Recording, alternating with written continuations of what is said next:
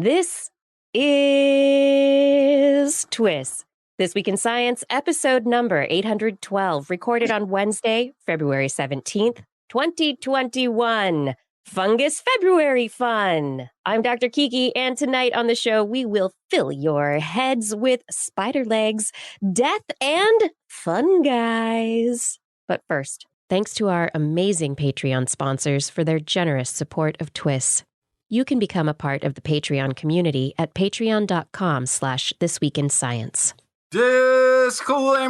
Disclaimer. As a cold snap grips much of Texas and millions are without power and temperatures drop below zero, some strange news is coming out of the fossil fuel industry, maybe?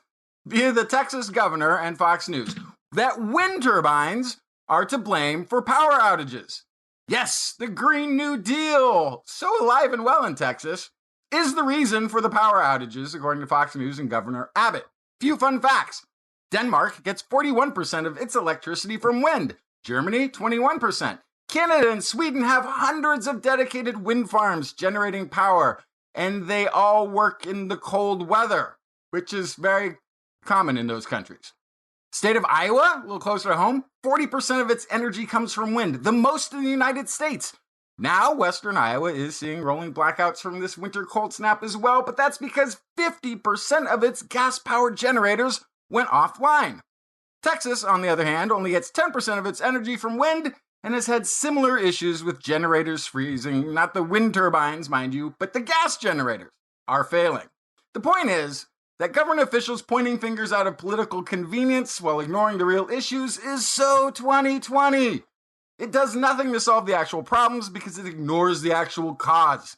And that's just the sort of dangerous thinking that led us to bring you This Week in Science, coming up next.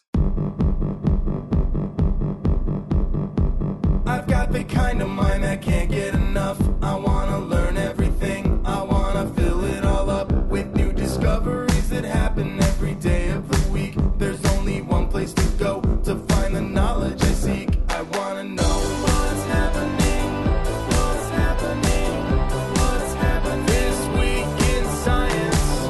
What's happening, what's happening, what's happening this week in science. Good science to you, Kiki and Blair. And a good science to you too, Justin, Blair, and everyone out there.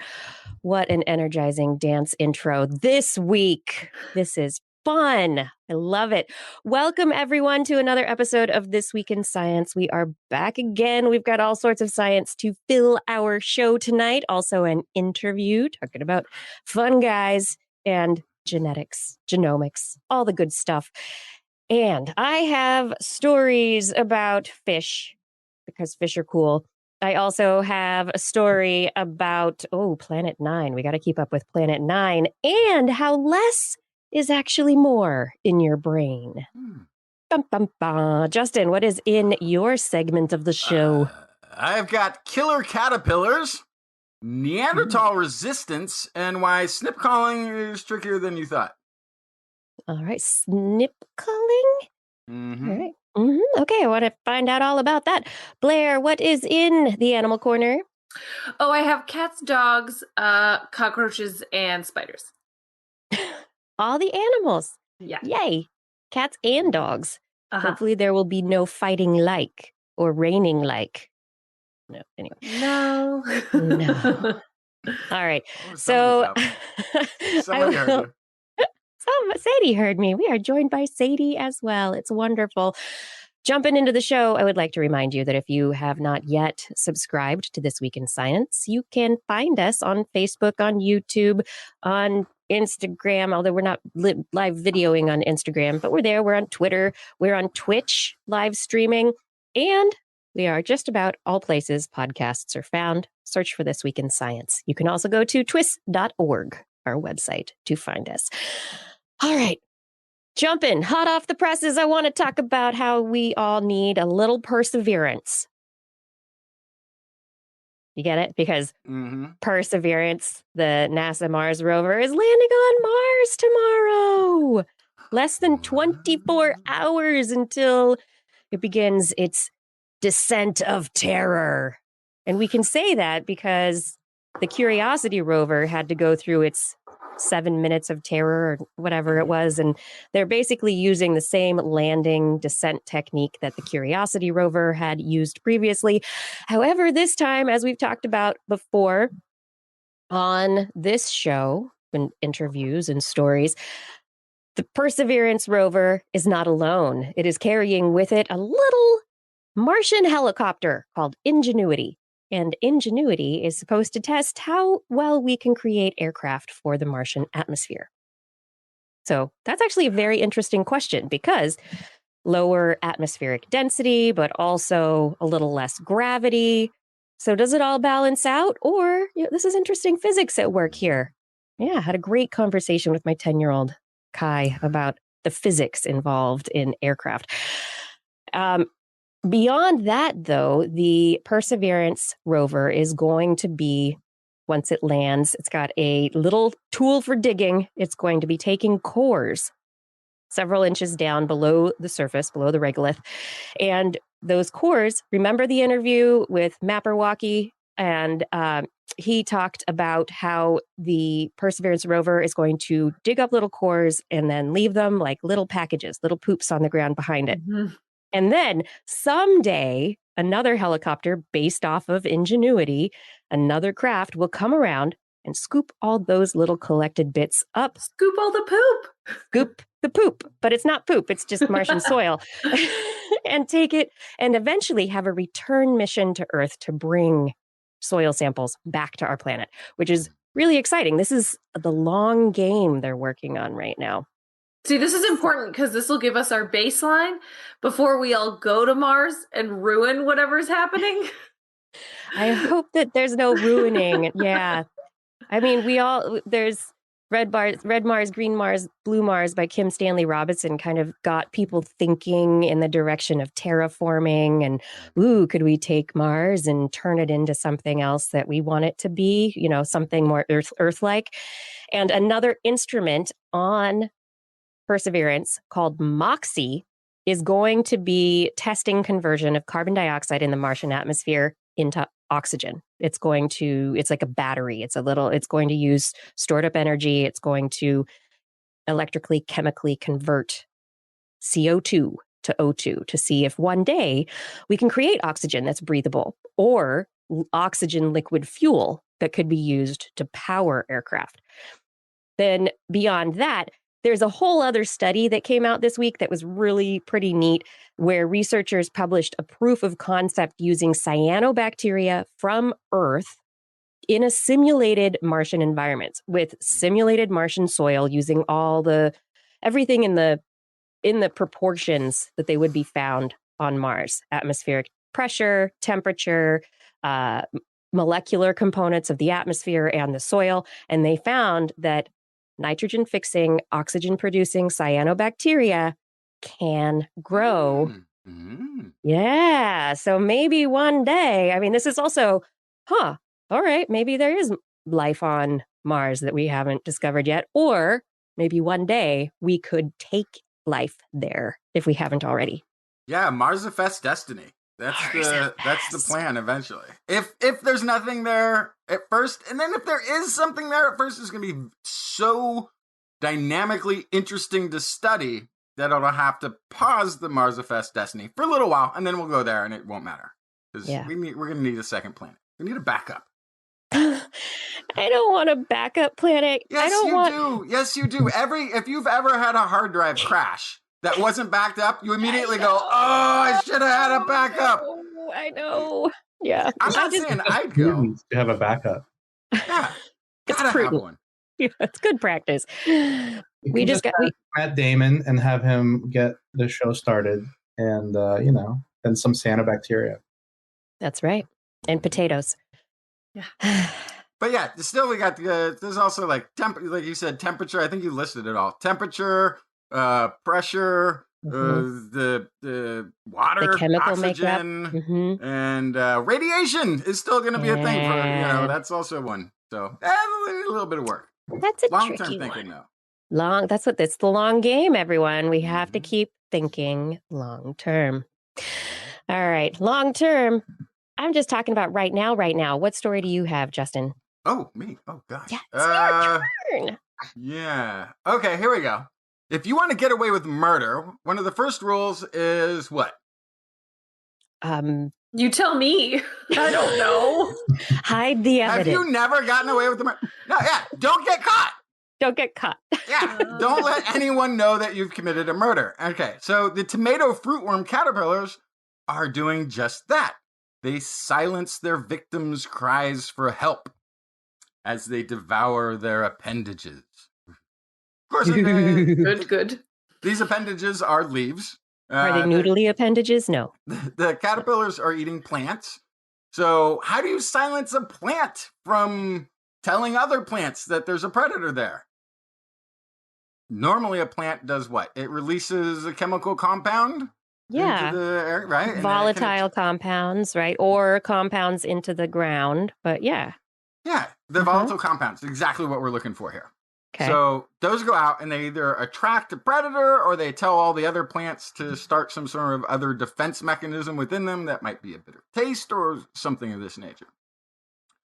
But what they found was that this is a team of researchers who have discovered that the caterpillars are releasing an enzyme that basically keeps the plant from expressing any of those volatile compounds into the air.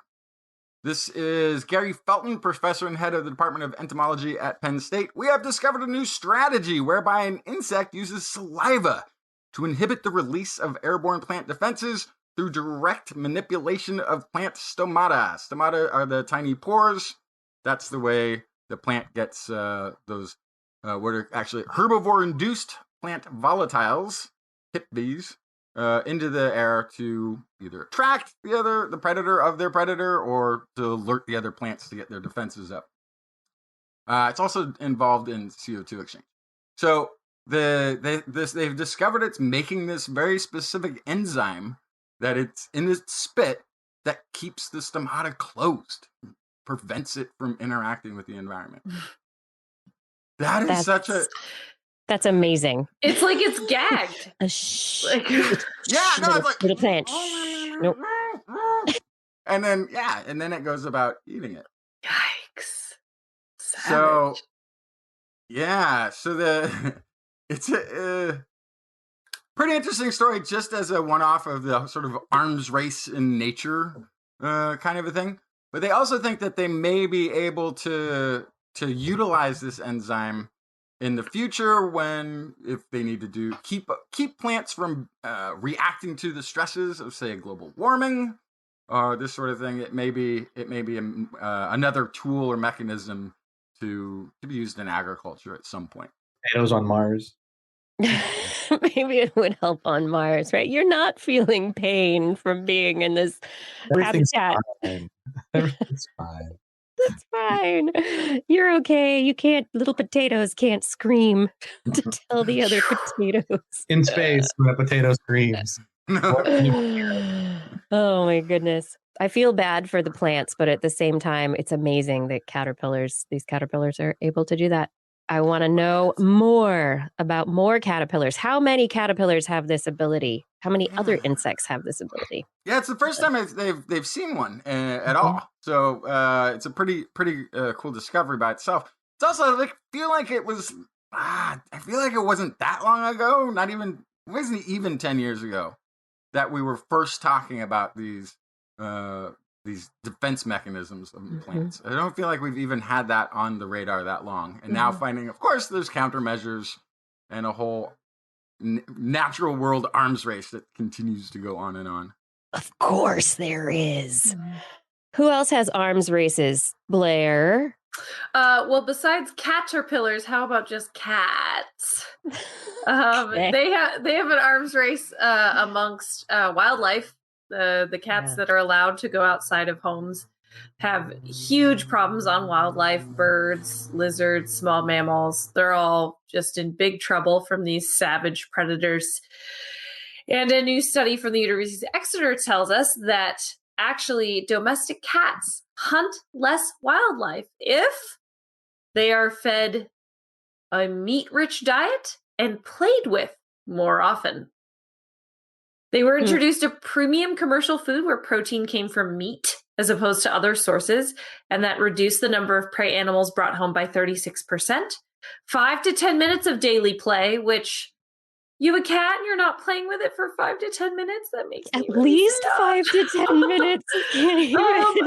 How could you have a pet and not play with it? Come on. But anyway, all judgments aside, 5 to 10 minutes of play with a cat also results in a 25% reduction of wild hunting.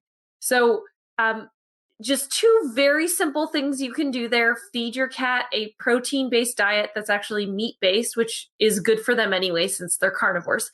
But also then interacting with them and playing with them. The play in this study actually involved simulating hunting specifically by moving a feather toy on a string on a wand. These are my favorite games to play with a cat. So that they could stalk, chase, and pounce. And then they would give the cats a toy mouse when they succeeded on pouncing, so that they succeeded in their hunt. And so that would mimic a real kill.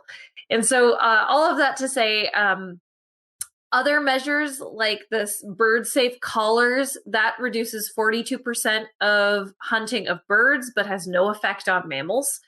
And cat bells actually have no proven statistical effect on hunting, which I was surprised to hear. Because a bunch of cats actually learn how to hunt more quietly. Despite the bell. Yes. Yes. So all that to say, forget it all. Just have an indoor cat. All of it to say, just have an indoor cat. But also, hey, if for some reason you have an older cat who can't adjust to their new way, if you get a new cat, please make it an indoor cat. But if you have an older cat that won't adjust to being inside all the time, play with it. Make sure it has a protein-rich, meat-based diet. Maybe that will help reduce this a little bit. Now I'm thinking that the neighborhood cats that stalk around my house, I just need to leave plates of meat out for them so they won't kill the birds in my yard. And play with them. Some sort of for 10 minutes. That's right. It sounds like a I'll protection racket. Like the cats are like, hey, you like birds in your backyard? You don't want them to get hurt? Here's what you do. You leave out a little piece of meat for me every other day. You'll be fine. Sure would be a shame if something happened to these birds. And if you do that, then the cats win. Yeah.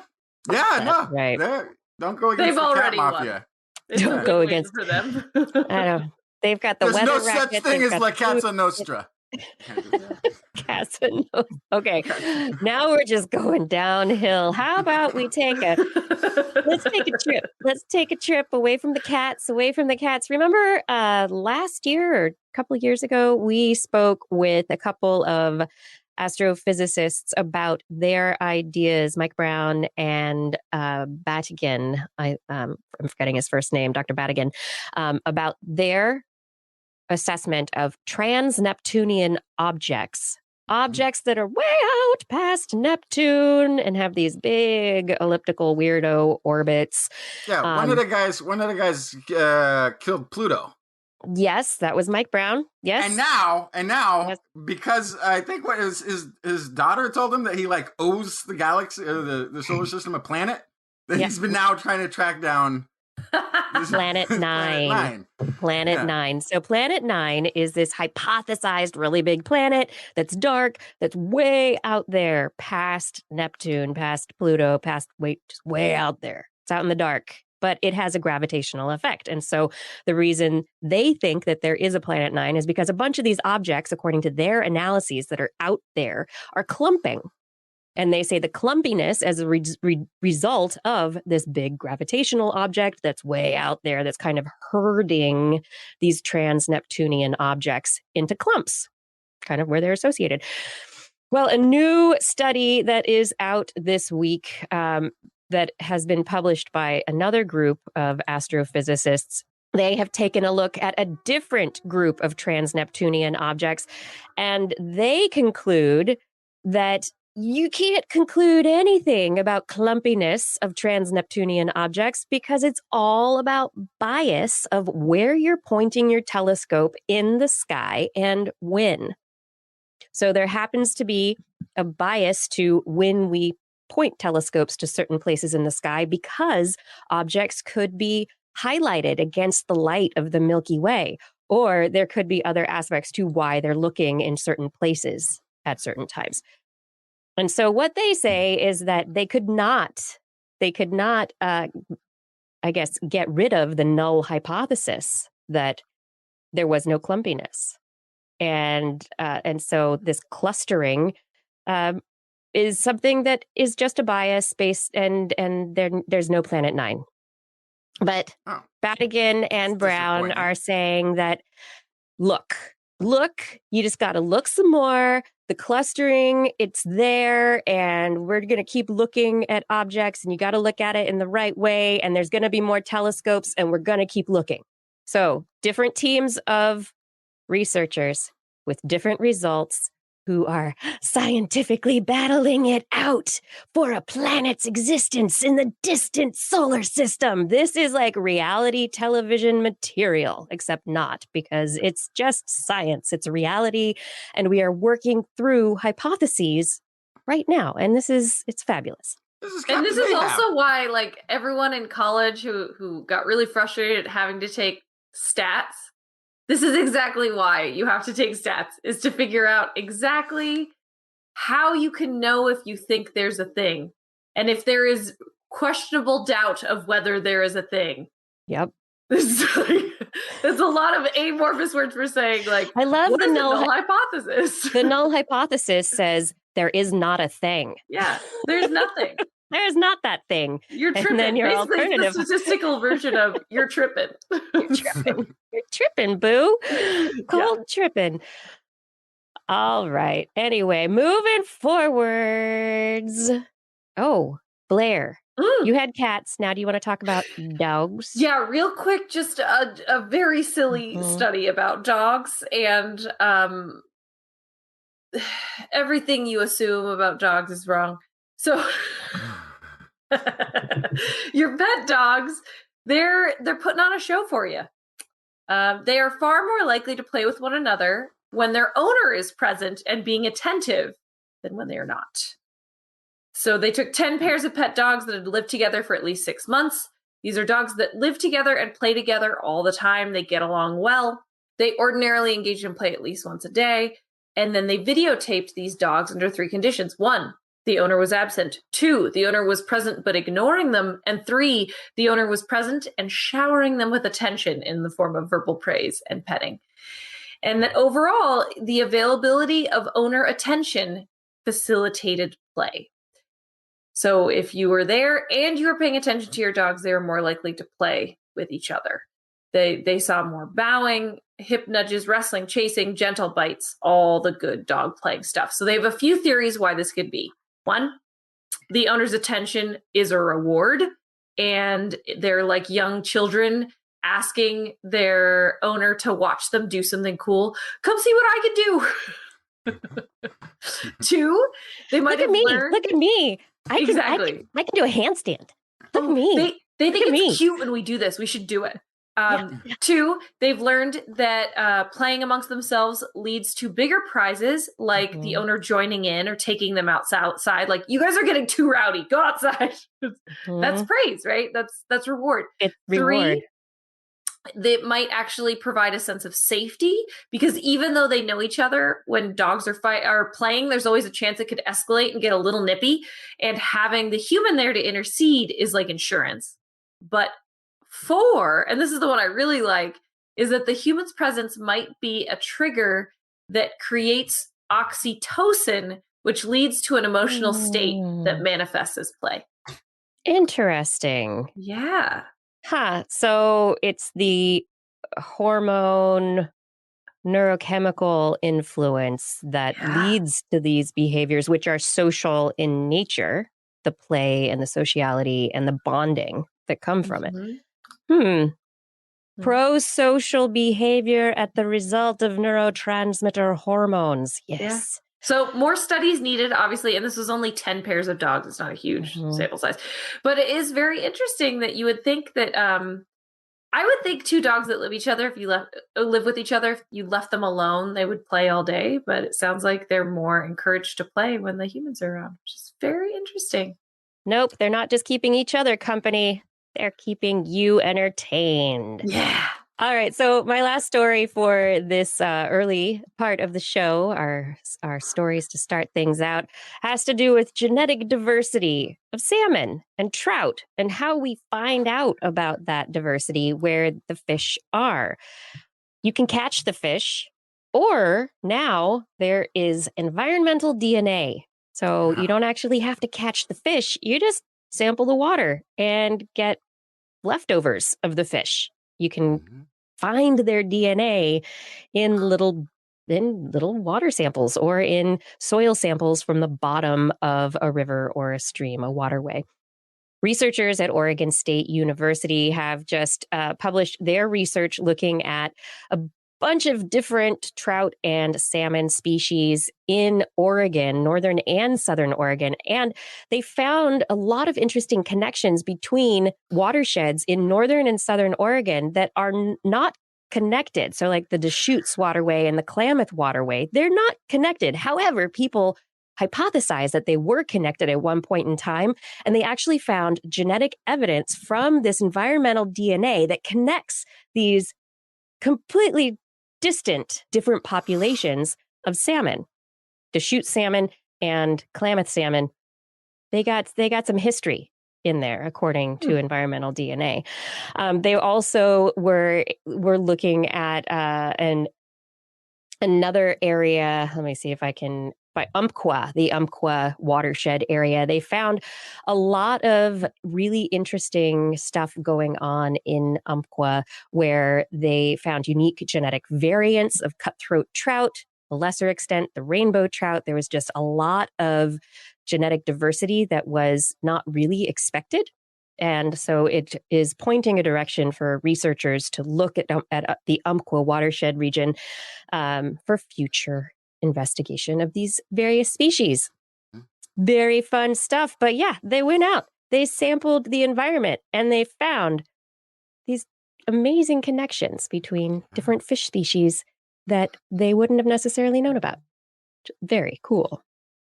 All right, everybody. This is This Week in Science. We are here, as we are every Wednesday, talking about science with you, and we hope that you are enjoying the show. If you would like some cool piece of TWIS merchandise, we have a store. Head over to twis.org, click on our Zazzle link, and you'll be able to find a veritable cornucopia of things that are TWIS in nature. We've got hats, we've got mouse pads, we've got mugs, we've got lots of items with Blair's Animal Corner art on them. So head over to twis.org, click on that Zazzle link, support the show, and enjoy some TWISy merchandise. Let me introduce our guest for the evening. Tonight, we are joined by Dr. Ivan Liachko. He is the founder and CSO, Chief Science Officer of Phase Genomics, and one of the inventors of their core technology, applying proximity ligation data to different facets of genomics. He received his bachelor's degree at Brandeis University in 2001, PhD in 2007 at Cornell, and then worked as a postdoctoral professional at the Department of Genome Sciences at the University of Washington in Seattle. He has authored more than 40 academic papers and a number of patents in the field of genomics and synthetic biology. He founded Phase Genomics in 2015 and leads the organization in an executive as well as technical role. Ivan, thank you so much for joining us tonight on the show. Thank you so much for having me. This is super fun. I hope that you're enjoying yourself. We try to enjoy ourselves and the science and all of it. We think it's fun, it's interesting, and if we can spark a little curiosity, that's what we try to do. And so I'm curious about your pathway into starting a business and entering into the field of genomics. How did you get interested in this field and end up where you are? I can give you a little bit of the origin story. As long as there's superhero powers involved, like origin stories. Yes. It could be villain, you don't know. Oh no! I'm an immigrant. I immigrated to the U.S. when I was 11 years old. I've always wanted to do biology. Always wanted to do genetics. And so I sort of started early on in life. I got my first job in a lab at the age of 16, and just kind of like pipetting stuff and doing like DNA jockeying. This was back in Philadelphia, and then then like more of that in undergrad, more of that in grad school, postdoc, basically just like 20 years of of genetics. Then you get there and you're like, I don't have any other skills. I only know how to do research. So I'll keep doing it.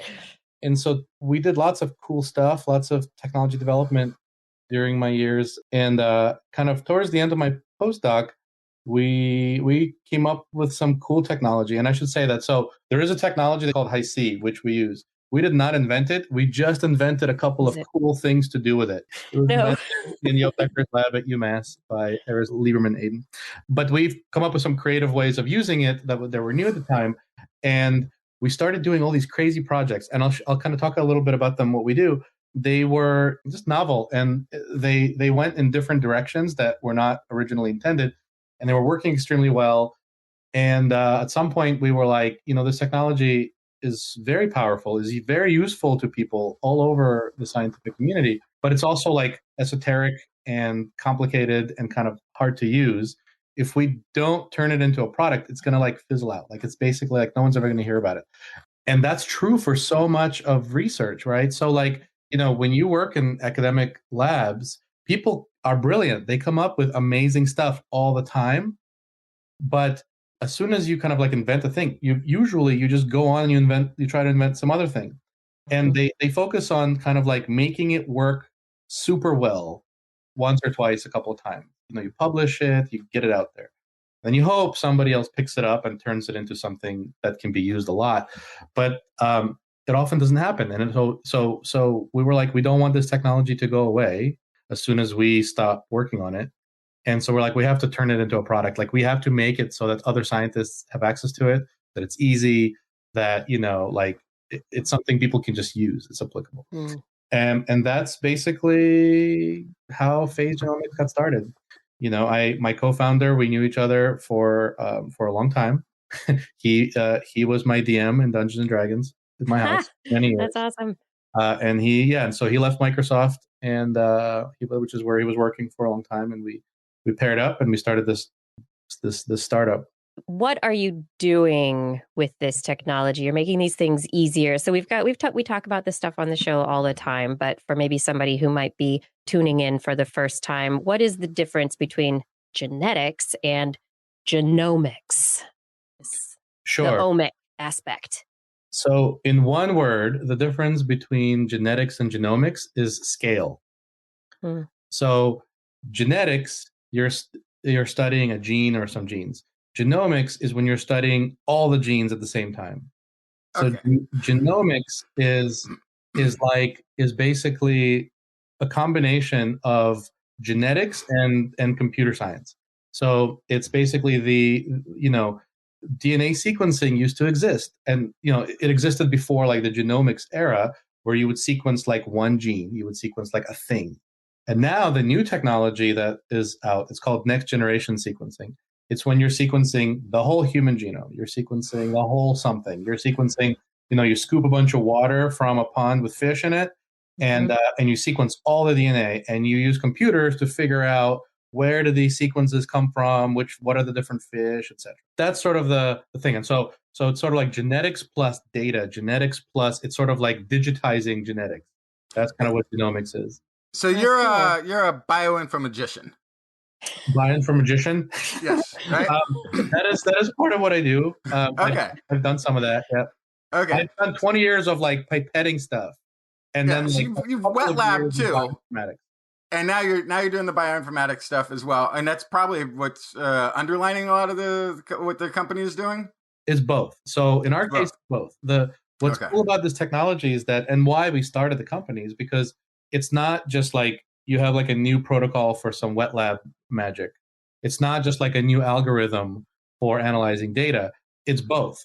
And you have to basically make both of them work together. And no one's going to do just one and not the other. That was kind of one of the reasons why we kind of really felt like it would go away if we didn't commercialize it. I feel like this is the Shark Tank, and I don't know what the product is yet. Perfect. Because the first thing is like in anything in researching when you've got a whole genome out there, where do you start asking a question or trying to narrow down so you can actually learn something from your data is one issue. And is that what Face Genomics is sort of zeroed in on? What our platform does is it makes it so that scientists can discover more stuff. To answer your specific question, like how does it start? Usually the best way of going about something is having the question first, Yes. and then generating the data later, even though the opposite happens most of the time. Usually you're like, I got a bunch of data, now what do I do with it? But and then you pretend like you had a question the whole time. That's what Post hoc analysis. That's right. Yeah. Like if they sequenced that fish pond and they discovered that it was full of like, I don't know, like virus causes some disease, they'd be like, oh, you know what? We were studying this disease virus the whole time. You don't know what's out there. But what our tech does is it allows you to discover stuff in a lot of the sequencing efforts that you can't any other way. It applies to almost everything. It applies to doing things in your genome. It applies to doing things in the environment. It applies to agriculture. It applies to microbial stuff like microbiome and infectious disease, these kinds of applications. And so it's a sort of a hammer that hits many nails, and we have a lot of different applications for it. And so that's again, I still haven't told you what the product is. Right. Because I've got over here, there's the next gen sequencing methods that are out there. There's the Illumina, there's the Oxford Nanopore stuff that can get these long reads or these very good small reads. And then you have the bioinformaticians creating the algorithms to decipher all of that information that comes out of it. So what is yours doing that's a step different from running it through the machine and running it through some algorithms that are already... Sure. So here's how all DNA sequencing works. You take a DNA molecule, it's like a long string of letters, right? And you stretch it out and you break it into a bunch of pieces and you read the pieces. And then you have you have multiple copies of the same thing. And so that the pieces, when you break them, they're going to overlap. You can have staggered ones. And when you read them all, you can then try to overlap them back together to try to reconstruct what the original super long sequence was. Right? So it's a little bit better than if you cut up a book into small pieces. That's kind of tough to put all the pieces together. If you cut up 40 copies of the same book, right, or the same page of the book, then it becomes a little easier. Yeah. Right. But here's the thing. So let's keep going with the book. You're right. You took 100 copies of the same book, you shredded them to tiny pieces. Now you try to reconstruct the book. You can do it. But here's the thing. What happens when you have a break between chapters? You have that blank page, right? What happens when you have the same phrase repeated a bunch of different times? What happens if, I don't know, repeat? Yeah. Right. So some combination of words. I was thinking of something funny, but I can't think of one. But it was the best of time. I don't know. Right. If it said it over and over again for a page. So that's the problem. The problem is that you're trying to take a sequence that's maybe 100 million letters long, or whatever, 100,000 letters long, 1 million letters long, super long, and there's repeats all over, and there's other sequences that are just hard. What happens if you have 100 A's in a row, right? Stuff like that. And so when you do these overlapping things, it never works perfectly. There's three main technologies that are used for sequencing DNA. One is from a company called Illumina. When they read the little DNA pieces, they give you very accurate reads, but they're short. They're a couple of hundred base pairs long, but they're very accurate. But you can only read 100 letters, like 300 letters at a time. There's another company called Pacific Biosciences, PacBio. They read 10,000 letters long, but it's super accurate, just like the Illumina ones. The difference is the Illumina ones gives you a ton of reads, hundreds of millions of these things. The Pacific Biosciences ones are longer, but fewer.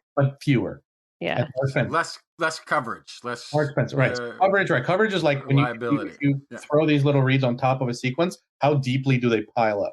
Right. So super long, super accurate. Then you have Oxford Nanopore, which sequences even longer molecules, but they tend to be a little bit more error prone. And so there are these trade-offs, and they're also, tend to be more expensive and stuff like that. But, also in order to sequence a super long molecule, you need to actually purify a super long DNA molecule. DNA likes to break because it's a little, but no matter which technology you use, when you try to put that giant book jigsaw puzzle of sequence back together, it's going to be in chunks, in pieces. Right? So you're going to get like half a page here, a page there, and you're going to be like, well, how do they all fit together? Like, what's chapter 1? What's chapter 2? Right? And you don't know. And so actually putting the genome together into actual chromosomes is extremely difficult. You can sequence, like sequencing is easy. Everybody does it. But actually putting it into an actual chromosome is really hard.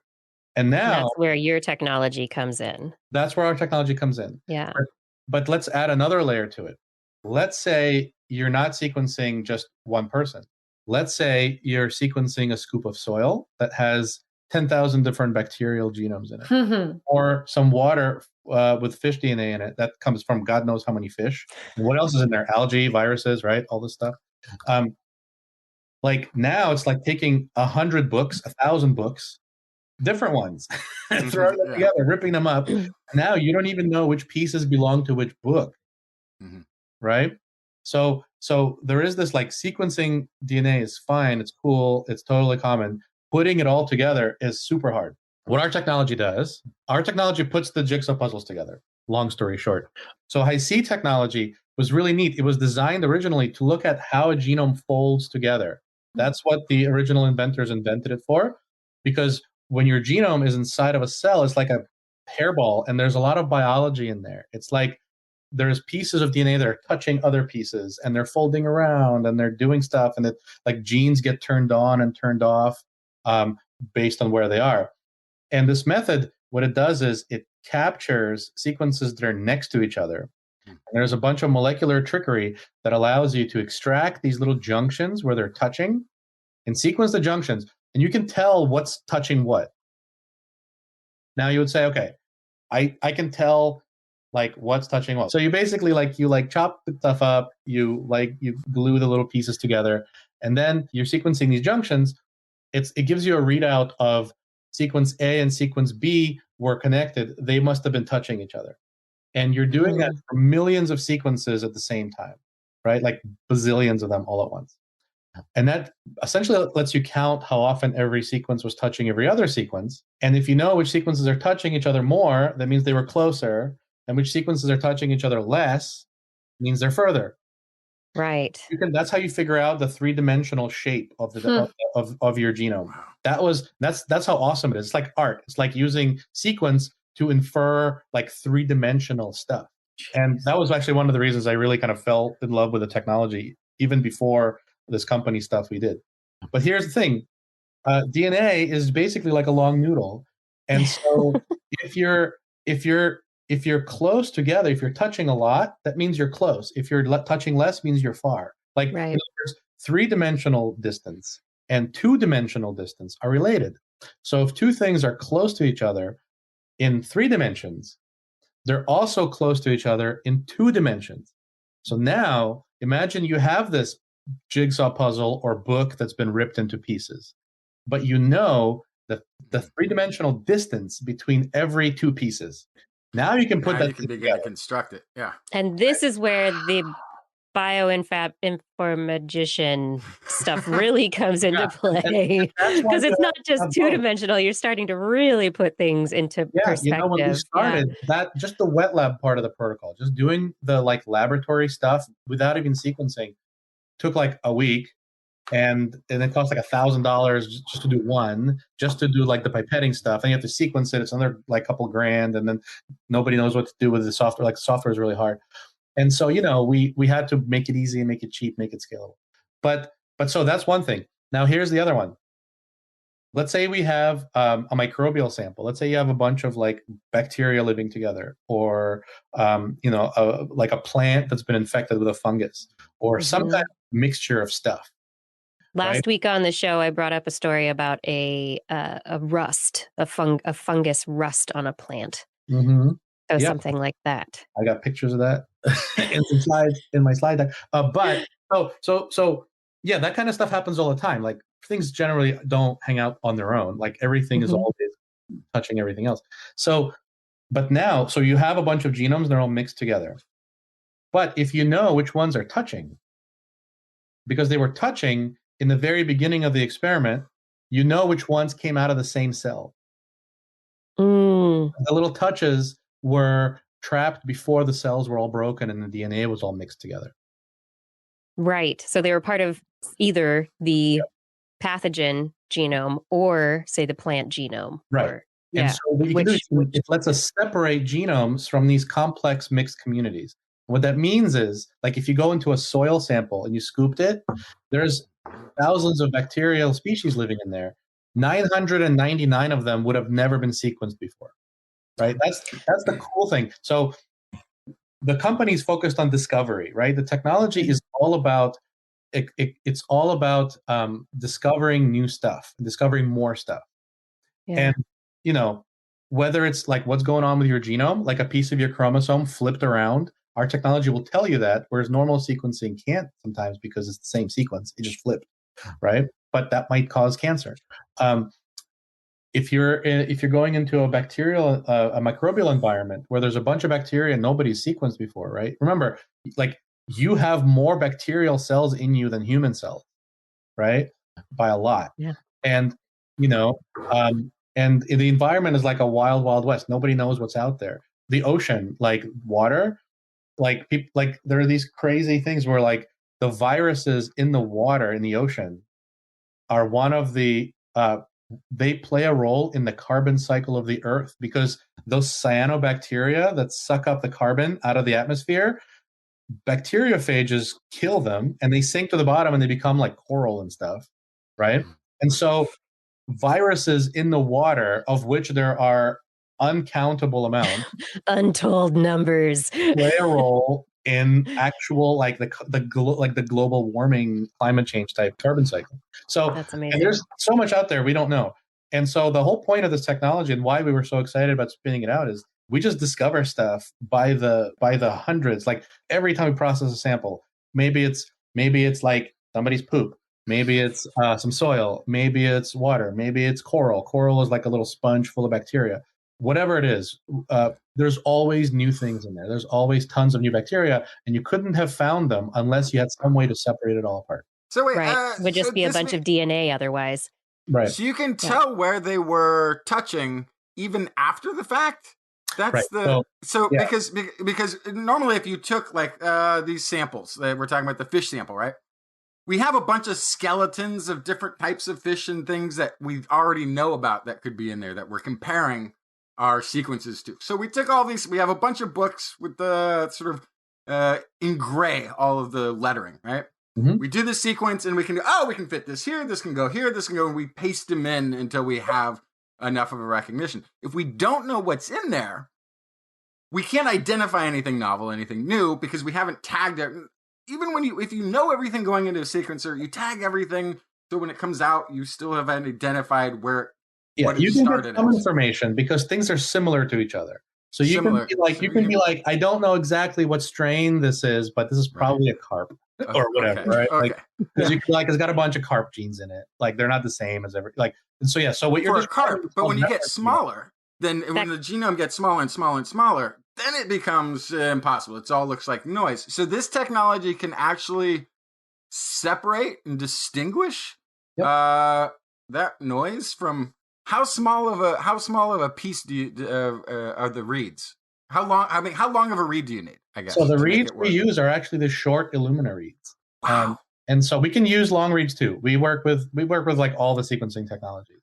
But it works differently in different things. But that's kind of the idea. The idea is like if you know the 3-dimensional distance between things and what's touching, you can do all this stuff with it. And that's really our contribution. Again, like we didn't invent Hi-C, but all this stuff about separating populations and like putting genomes together, like that's our shtick. From that, considering how bacteria impressive, by the way, also have horizontal gene transfer, when you're looking at the fungal species, bacterial species, microbes, viruses that are trading things back and forth, I guess I guess you're still just looking at individuals, right? Because you're looking at the genes, the chromosomes that are in the genes of the individual cells. But can it tell you anything? Yeah, kind of. Yeah. It's not completely single cell because like if you have two of the same one, it's hard. Yep. The sequencing doesn't know like which one it is, but kind of, yeah, Right. it's sort of the right thing. So yeah, antibiotic resistance in bacteria is a huge problem, right? They're saying it's going to kill more people by 2050 than cancer. Yes. And part of the reason why it's so explosive and like almost all the drugs don't work anymore is because antibiotic resistance travels on little pieces of DNA that are called mobile elements. They could be plasmids, which are these little circles of DNA. They could be viruses, which like they pinch off pieces of DNA and jump around, right? But they're mobile elements. It's horizontal gene transfer, stuff like that.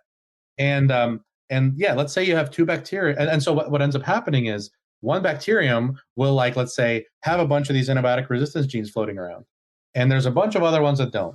And then you hit the population with an antibiotic, and everybody dies, except for the guy who had all the plasmids, and it starts sharing them. It they jump around. So through horizontal gene transfer, they can move to different bacteria, and now all of them become resistant as well. And so you have these sweeps. And so understanding mobile elements, this DNA jumping from species to species, is super important. There's no way to do it by sequencing. Let's say you sequence a bunch of bacterial soup. How do you know that this virus was in bacteria A or bacteria B? You can't tell. Yeah. That's one of the things that our technology can do. And it can tell us how these mobile elements are distributed across the populations, things like that. So there's all these kind of funky tricks we can do. We can talk about the Fungi February and the fungal work that you're doing. So one of the things that has been really fun is fungus, with the fun in fungus. That's right. so within this microbial soup, right, there's also the fungi are a super important and super neglected community because they're just hard to study. There's tons of them out there. If you take a scoop of soil and remove the plant material, 80% or something, I don't know, 50%, 80% of what's left is fungi. They're everywhere. They are the largest non-plant source of biomass. Almost all 90% of the plants out there have symbiotic relationships with them. They're called mycorrhizal relationships. The little roots require each other. The largest creature on Earth is a fungus. This is just a fun trivia fact. The largest single creature on Earth is it's a honey mushroom that is 2,000 acres big. Oh, wow. Remember, the fungus lives underground. The thing you see, the mushroom, that's just the apple from the tree. That's just a little reproductive thing. The actual creature is underground, and it spreads across multiple forests and stuff, and they can sequence them from different forests. They can tell it's the same dude. And so they're everywhere. They're super important, but they're hard to study. We know so little about them. And so some of what we do is with fungi. And so they have these crazy biological things. Another fun thing about fungi is that they're an organism that humans domesticated very early. That was one of my, when I think about that's a fact that just kind of makes me kind of happy, to think we domesticated fungi. They're like cats and dogs. My pet fungus. The white mushroom. Yeah. The button criminy mushroom. Right? Oh, okay. We make bread, we make beer, we do all this stuff, and we've been doing it for tens of thousands of years. That's a domestication of fungi. And there's all these crazy tricks they do, like the rust. You mentioned rust, right? So there are many rust organisms out there. And what they do is they infect. Fungi are super good at killing plants. Fungi are great at digesting plant cell walls and killing plants.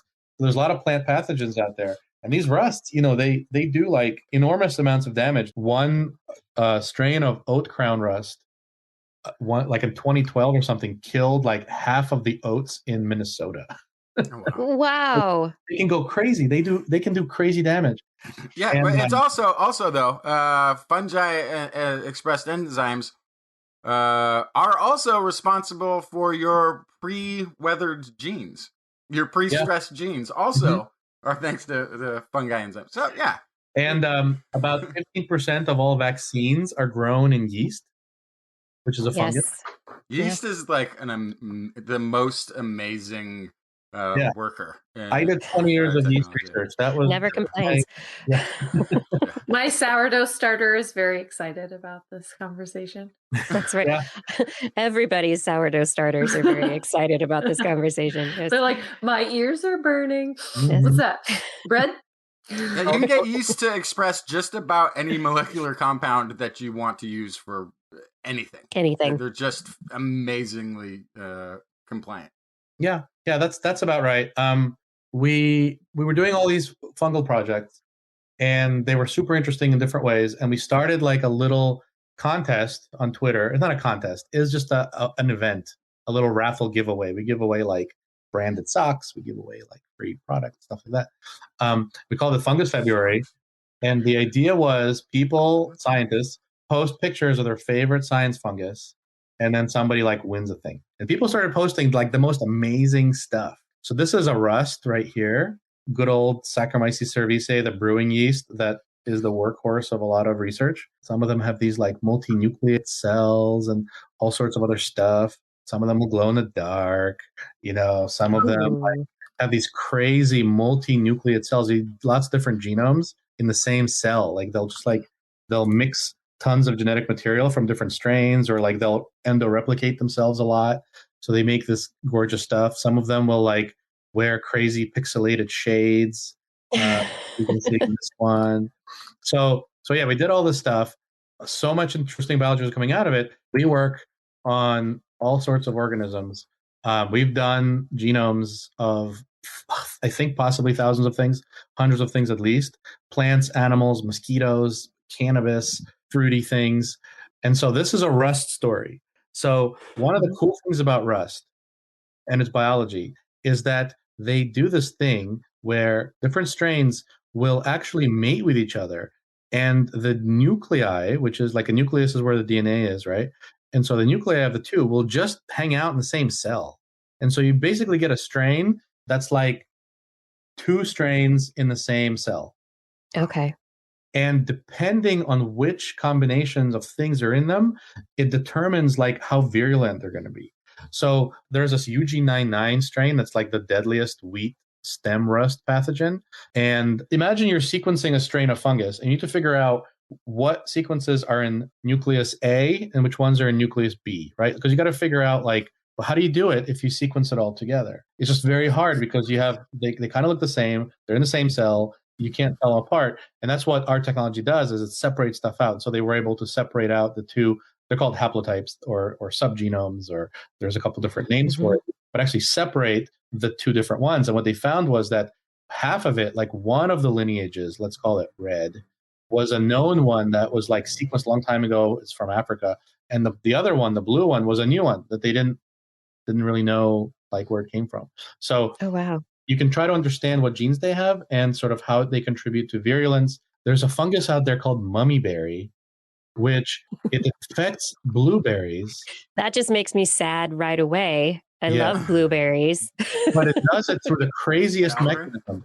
What it does is it has like a bee or some other pollinator will carry like little fungal spores, and they will land on the flower. Like the flowers have this tube in the middle, right? This stylar canal. And it'll land on top of it, and it'll basically act like a piece of pollen. Because normally what happens is the pollen would land over here, and it makes a little root that goes down into the ovary, and then it fertilizes the ovary, and that's how you get a berry. Well, this thing lands up there. This is a fungus now. It's not a pollen, but it makes like a little tentacle that goes down. And it acts like a pollen. It makes a little tentacle that goes down, infects the ovary, and then when the flower turns into a berry, it becomes one of these mummy berries. And like it becomes like one of these like little possessed, like a little demon possessed. So blueberry. It's no longer a blueberry; it is a mummy berry, and when it pops, it's going to throw more fungal spores everywhere. There's a bunch of spores, and the cycle repeats. So we assembled that one. It's got all this cool biology. Here's another. I'm kind of going back to the separating things. So yeast, which is everybody's favorite lab organism, well, my favorite, under a microscope, they're super cute. These little things they have, they're called bud scars. So they bud, They like pinch off the cell. Little tiny baby yeast. And yeah, they kind of look like babies. I don't know why. Maybe it's like they look like eyes or something. But every time a baby cell falls off, they leave one of these little bud scars behind. You can actually age, you can actually tell how old they are by how many bud scars they have. Fascinating. But what they like to do is they like to mate with each other. So they have two, like, they're called mating types. You can kind of like genders. They're called A and alpha. And when they come next to each other, they secrete like little pheromones. And then they make this thing called a shmoo. And this is a scientific, official, super scientific technical term, I swear. They shmoo. Because they can't move.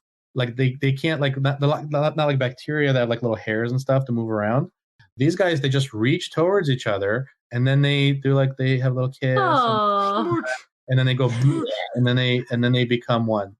And then my little shmoo. The ultimate, yes, it's the most romantic thing you've ever seen. We will become one.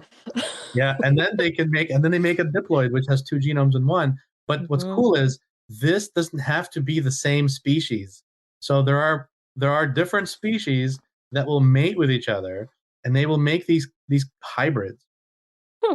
In fact, this is super common in your life because every lager is made by hybrid yeasts. In fact, it's like our normal Saccharomyces cerevisiae, the brewer's yeast, mated with this one called Eubianus. This is what they discovered a few years ago. This is what it's like in the wild. Can you imagine? It's growing on the side of a tree in Patagonia. It looks it looks like little fruits or like oranges or lemons or something that somebody glued to the bark of a tree. Yep, exactly. That's fungus. Because how did it get to Europe? Like nobody knows how it got to Europe. But this is like the mating of these two things is how you get lagers. I love a good lager. So fungi, like they'll mate with each other, two different species. And so we did a little experiment. When we were first starting out, you asked me kind of how we got into this startup thing. And this was one of our earliest projects. When we started working on it, we said, we're going to go to an open fermentation brewery, right? You go to a brewery that makes beer. And, some of the microbreweries, they use like natural inoculation. Basically, they leave their stuff hanging out and it gets infected by something. And then they if it tastes like decent beer, they'll bottle it.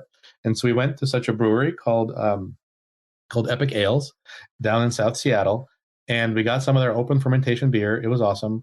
And then we did science to it. We give us some sample out of that barrel. Beer is science. And then you did science to the beer. Yep. And we scienced full circle. Good. And so this is like a data version of what I was telling you about separating a mixed community. This is a very simple mixed community. Beer normally doesn't have like hundreds of things in it. It usually has like one or two, but open fermentation beer is a little bit more complex because they have like a bunch of bacteria and stuff too. Mm-hmm. So when you say open fermentation beers, for the people who don't know what that is, does that mean they're just leaving the lid off when it's fermenting? So anything. Yeah. Yeah. Okay. And so this is it's like a craft brewing thing.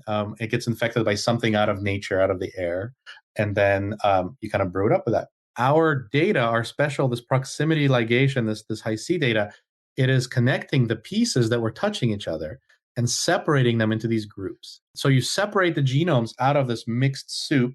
And now you can be like, I got this green genome and I got this brown genome and I got this. So you can tell which organisms live there, even if they've never been sequenced. One of the cool things, so actually like four of these bugs, we gave them names, but they actually were not sequenced before. Especially this green one was an interesting surprise. It was a yeast, but its genome was double the size of a normal yeast. And half of it was mapping to a known organism and the other half was not mapping to anything. So it was like half, like the genome was double the size of a normal genome. And half of it is known and half of it is unknown.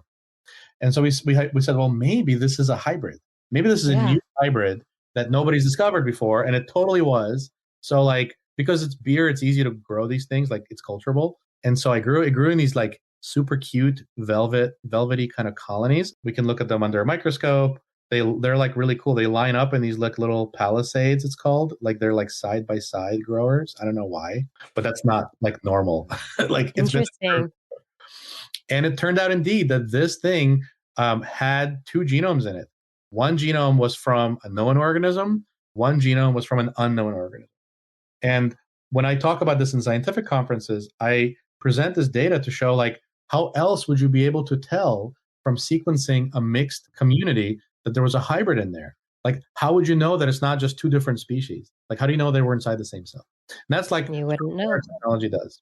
So away from the, I guess, more, it's still going to be fungally and microbially, you made a comment about poop earlier, just on the fly. You have worked with cats. And I have worked on many poops. yes. In fact, one of our please most tell. famous poops, and if there are any bioinformagicians in the audience, we actually sequenced the poop of a famous celebrity cat named Little Bub. A few years ago, we had another kind of Twitter thing called #MeowCrobiome. We wanted to sequence, so we got Little Bub's poop, and we sequenced it, and we discovered a bunch of new bacteria. And it's on our website. You can download it. It's for educational purposes. We didn't publish it. It's just for anybody to play with if they want to. So Little Bub, unfortunately, has passed away recently, but her poop DNA sequence lives on. Did you find anything interesting? I mean, was there any kind of interesting insight about an internet celebrity cat in particular? Well, let's just say that what we found, I think, is what a lot of pet owners like. There were a lot of new bacteria in there, but there were also a lot of like known human bacteria in there. Mm-hmm. And I think somebody was like, can we make the case that like pets and their owners share stuff, which is probably true. Not necessarily just on the outside either. Yeah. Correct. Okay. Correct. I have a couple questions. Back to the Shark Tank version of the show where we try to find out. Okay. What do you use to sequence with? Typically, are you doing the sequencing, or are you getting the sequence? Well, so we own sequencing equipment of our own, but we also like outsource sequencing to providers who have the like mega machines. Do you use whatever? Are you using Illumina? We use Illumina primarily. Okay, so here's the question: like, is this cost wise more efficient than going through and tagging everything on a robot before putting it in a sequencer? Like, because it sounds like you don't really need to have anything identified if you're doing a bunch of short, you're taking 400 microbial samples and putting it in. Normally you have to, actually you can do more than that. You have to label each one with this sort of tag that's associated with it that gets read out of the machine later, and it goes through a whole process of algorithm interpretation and looking for that tag and making sure it's associated with the thing that went in the first place. Can you just bypass that whole part of the system? To some extent, yes, right. So normally what you would do is you would separate the little bacteria in it physically and like grow them up separately and then sequence them separately and say like, But so like, that sample I showed you had 8 bugs, but like if we take a soil sample, it might have 800. So you now have to sequence 8. You have to grow 800 things and sequence separately, because you kind of have to have them separately, tag them, so when they go into the thing, they come out as knowing what it came from in the beginning. You don't need to do any of that, right? And keep in mind that I'm glad that I'm blowing your mind. I love this. And keep in mind that when you're the problem with the microbiome stuff is that most of the stuff out there won't grow. Either we haven't figured out how to culture it properly, or it's unculturable, the people call it, or it requires other members of the community to survive. And so it will never grow by itself.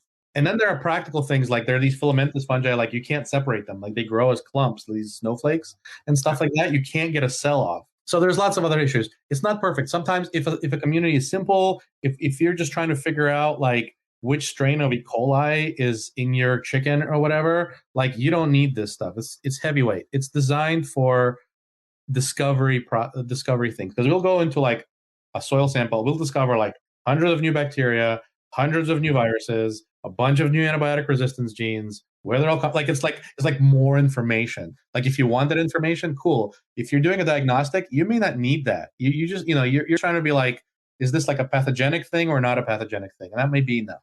right? So, but for discovery efforts, like that's kind of what this is geared to be. I'm very impressed with the applications or the potential applications of what you've got there. Yeah, Well, this speaking would be about a great thing to do. Yeah, with the Martian cores. This is immediately what I'm thinking about here, because we're always talking about how no matter how clean the stuff is that we're sending up there, there's always stuff that we're sending up there. So this would be the perfect way to do that, right? Is you could sequence this Martian dirt, and you'd be able to pretty quickly parse out if there's anything that you haven't seen before versus things that you have. Yeah, I mean, assuming something like is growing there. Yeah. Something's actually there. Because we always accidentally throw. Well, we do find something. So we discover there's like Carl. Cyanobacteria out there, let it sit for a while, and then sequence it again after a couple of years and see what it did. Yeah. I think you'll find Carl, who works in the clean room back at NASA. Exactly. And you'll also find, oddly, Carl's cat, who's also represented. Yeah, yes. that is another thing. Yeah, is that like everything is contaminated with human as well? Because at some point, everything will get there. Yeah. Just be like, this bacteria came from Matt Damon's poop.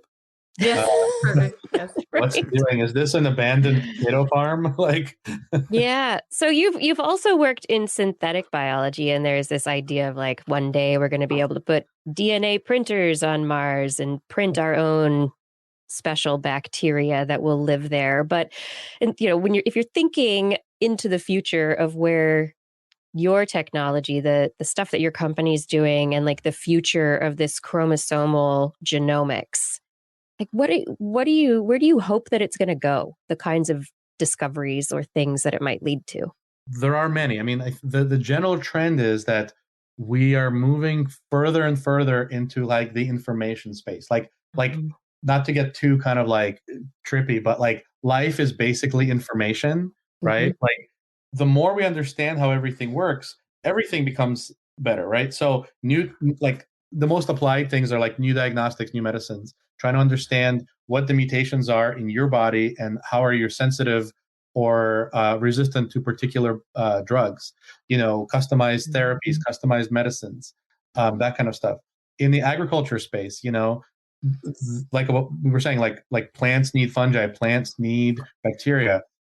Nobody knows what's going on in the soil, but they know that like there's like good soil and bad soil. Like sometimes farms will fail. I'm trying to understand sort of being able to, let's say, predict what crop is going to grow best over here, what crop is going to grow best over there. Trying to be like, we found like a really good combination of microbes that we can spray on the crops instead of pesticides, and and use and they do that would be cool. There's a whole thing that people are. It's a big area of development in the agriculture space, using natural bacteria as fertilizers and pesticides instead of like chemicals, right? Nitrogen fixation. Awesome. Bacteria, there's tons of nitrogen in the air, right? Air is like 70% nitrogen, but plants can't consume it. They need bacteria to turn it into like ammonia, basically, to fix it, and then plants can use it. That's why we spray ammonia like fertilizers on plants all the time. But what if we didn't have to do that? What if we just got a bunch of bacteria that did that more efficiently, and now you have better plants grow better without having to even necessarily do like GMO stuff, right? So it's probiotics for plants. I love it. Yeah, I mean, like I'm not like when I think synthetic biology too. Like synthetic biology usually refers to using like bacteria or microbes to make stuff. So like using them to make things. You guys know like Impossible Foods, right? It's the company that like they make meatless burgers, right? Well, what they've learned is that the trick to making a meatless burger taste like meat is making it taste like blood. Yeah. And so the trick is to make it, and so they synthesize their hemoglobin. They make heme. They make like a version of heme out of fungi in yeast. Yeah. And so yeast makes the heme that then goes into these plant-based burgers, right? I mean, there's like so much stuff. Like some of it is like super crazy, some of it is super practical. But I think the whole thing is pushing us from like a lower information state to a higher information state. We like know more about everything. We can do all sorts of cool things. I think that's fantastic. I want to know more about more things. Take us there. Take us there, Ivan. What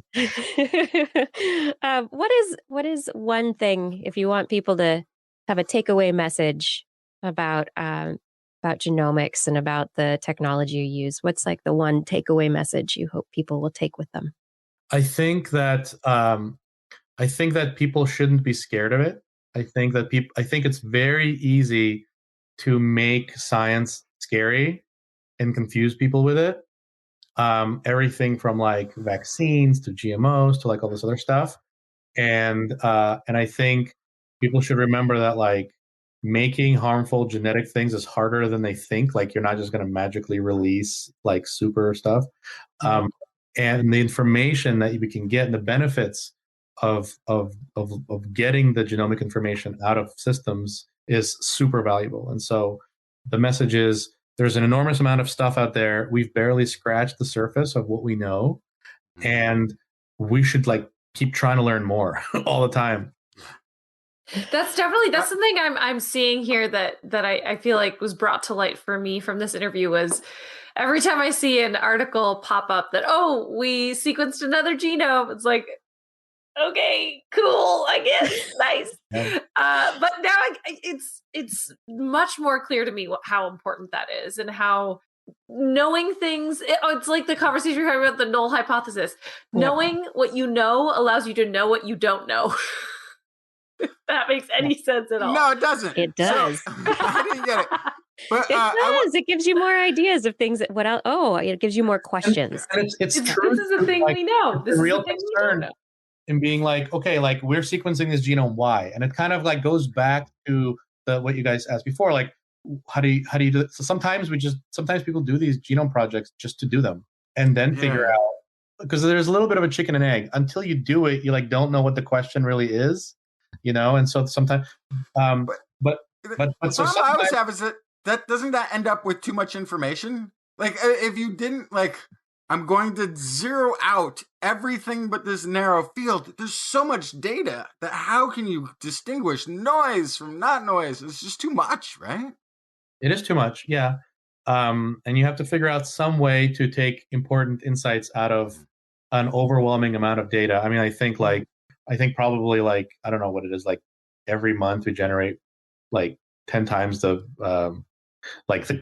all the books that have ever been written, you know. Yeah. Like, it's a ridiculously large amount of information to be able to sort through. And then what do you learn from it, right? Like, because the problem is, and this is a problem for our field, for the genomics field, we can generate sequence data way faster than we can figure out what it means. Right. So, because to actually figure out like what does this gene do, you got to do like experiments in the lab with cells and maybe mice and maybe people and maybe you have to like test stuff, and that takes forever. Sequencing and doing computer stuff is fast. Ivan, thank you so much for joining us tonight. Yes. Yeah, thank you so much for having me, guys. It was great. Where can people find you if they are curious about phase genomics? You can find me at phasegenomics.com. You can find me at my name, hashtag at Ivan Liachko on Twitter. If you are interested in genomics and startups, we also run a little event sometimes called Genome Startup Day. So that's just genomestartupday.com. We bring a bunch of genomics startup founders. We talk to them about their experiences, things like that. If you're interested, we have a whole section on publications and how it works. And we have like a news articles and blog. You can follow us on Twitter, LinkedIn, the usual social media type thing, except for not Facebook. I don't think we do anything on Facebook. It's probably better that way. Don't make the Facebook overlords mad. You never know. I'm not saying anything. I'm not saying anything. Quiet, Kiki. Thank you so much. This has been absolutely wonderful. Yeah, really great getting to speak with you. It's been really, really fun getting to find out about your technology, getting to find out about how we can delve into genomes a little bit more. Let's get to business. All right, we must move on with the show. Thank you. See you guys. Thanks again. Thanks. Have a great night. Bye. This is This Week in Science. We are talking about science. We have a bit more of the show coming up. We have stories ahead. For those of you that are enjoying the show, hey, make sure you click that like button, subscribe, get notifications for when we go live.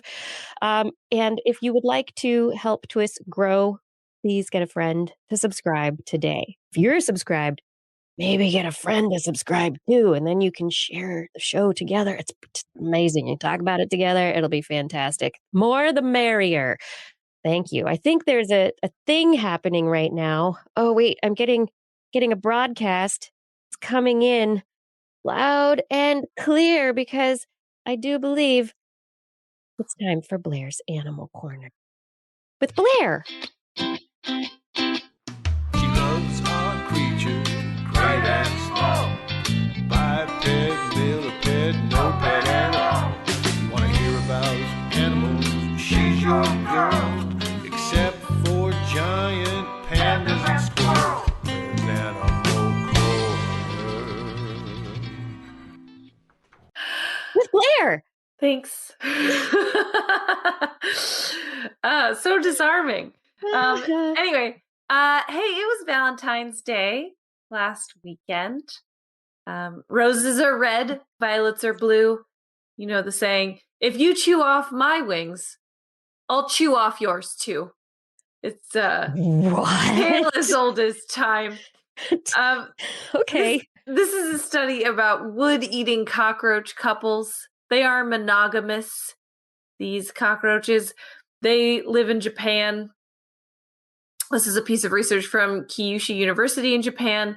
And a couple of researchers, Haruka Osaki and Aiti Kasuya, they happened across some wood cockroaches that had chewed off wings out in the wild. They were very confused by that, and so they decided to bring some into the lab to study. Now, wood-eating cockroaches normally feast on fallen trees in the wild, and in more recent days have, of course, taken to eating wood that makes up people's homes. And while they were studying some of these bugs in the wild, they noticed that most of the adult roaches had wings that were almost entirely chewed off. So they took 24 young adult pairs with wings still intact and brought them into the lab to study. It appears as though these cockroaches use wing chewing as part of an after-copulation grooming practice. I love you. I will chew your wings off. That was really great. I had fun. Did you have fun? Great. Let's chew each other's wings off. Usually, one of the pair was groomed in such a way after a mating session, but it varied how much the chewing would happen between one and the other. In some instances, one would eat the wings, and then the other would kind of stop, and then just leave. In other instances, the one being chewed on would shake their body to let the other one know, okay, enough. That's enough. You took enough of my wings off. Thank you very much. Out of the 24 pairs, 12 chewed each other's wings down to the extent that they had seen in the wild. So this seemed consistent. As I mentioned, they are monogamous. So the prevailing theory now is that this is actually a form of grooming, that cockroach wings are susceptible to mites or mold. And so eating wing tips could be a way to remove mites or mold to ensure survival to a later date. But now you can't fly, and right. you don't have wings. But hey, no more mites. You're clean now. It's grooming gone too far. It would be as if it were, monkeys grooming each other, but instead of just grooming off the ticks and mites and stuff, they're actually pulling all the hair off. I mean, people are I'm not going to yuck their yum here today. Say, you know what, cockroaches, if that's what you do, you do you, cockroaches. You're such a good person, Blair. I'm not going to king shame cockroaches today, is all I have to say about that. But Great. Happy Valentine's Day.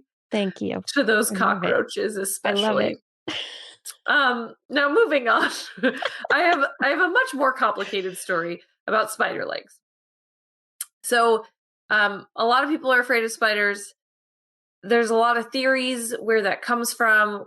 there was a really cool story we did years ago now, I think, where it seems like there's actually a genetic inherent fear of spiders in humans from a very young age. But a lot of people will cite the way spiders' legs move as the problem that creeps them out. They move around almost as if they have a mind of their own. What if they do, though? So a recent study looking at Araneus diadematus, which is the common garden spider, otherwise known as Charlotte from Charlotte's Web, looked at how they make their webs and what part of their body is really in charge of that web building, which is a really complicated process, actually. So in order to figure that out, researchers actually, over many, many years and many, many experiments with spiders, they were able to make a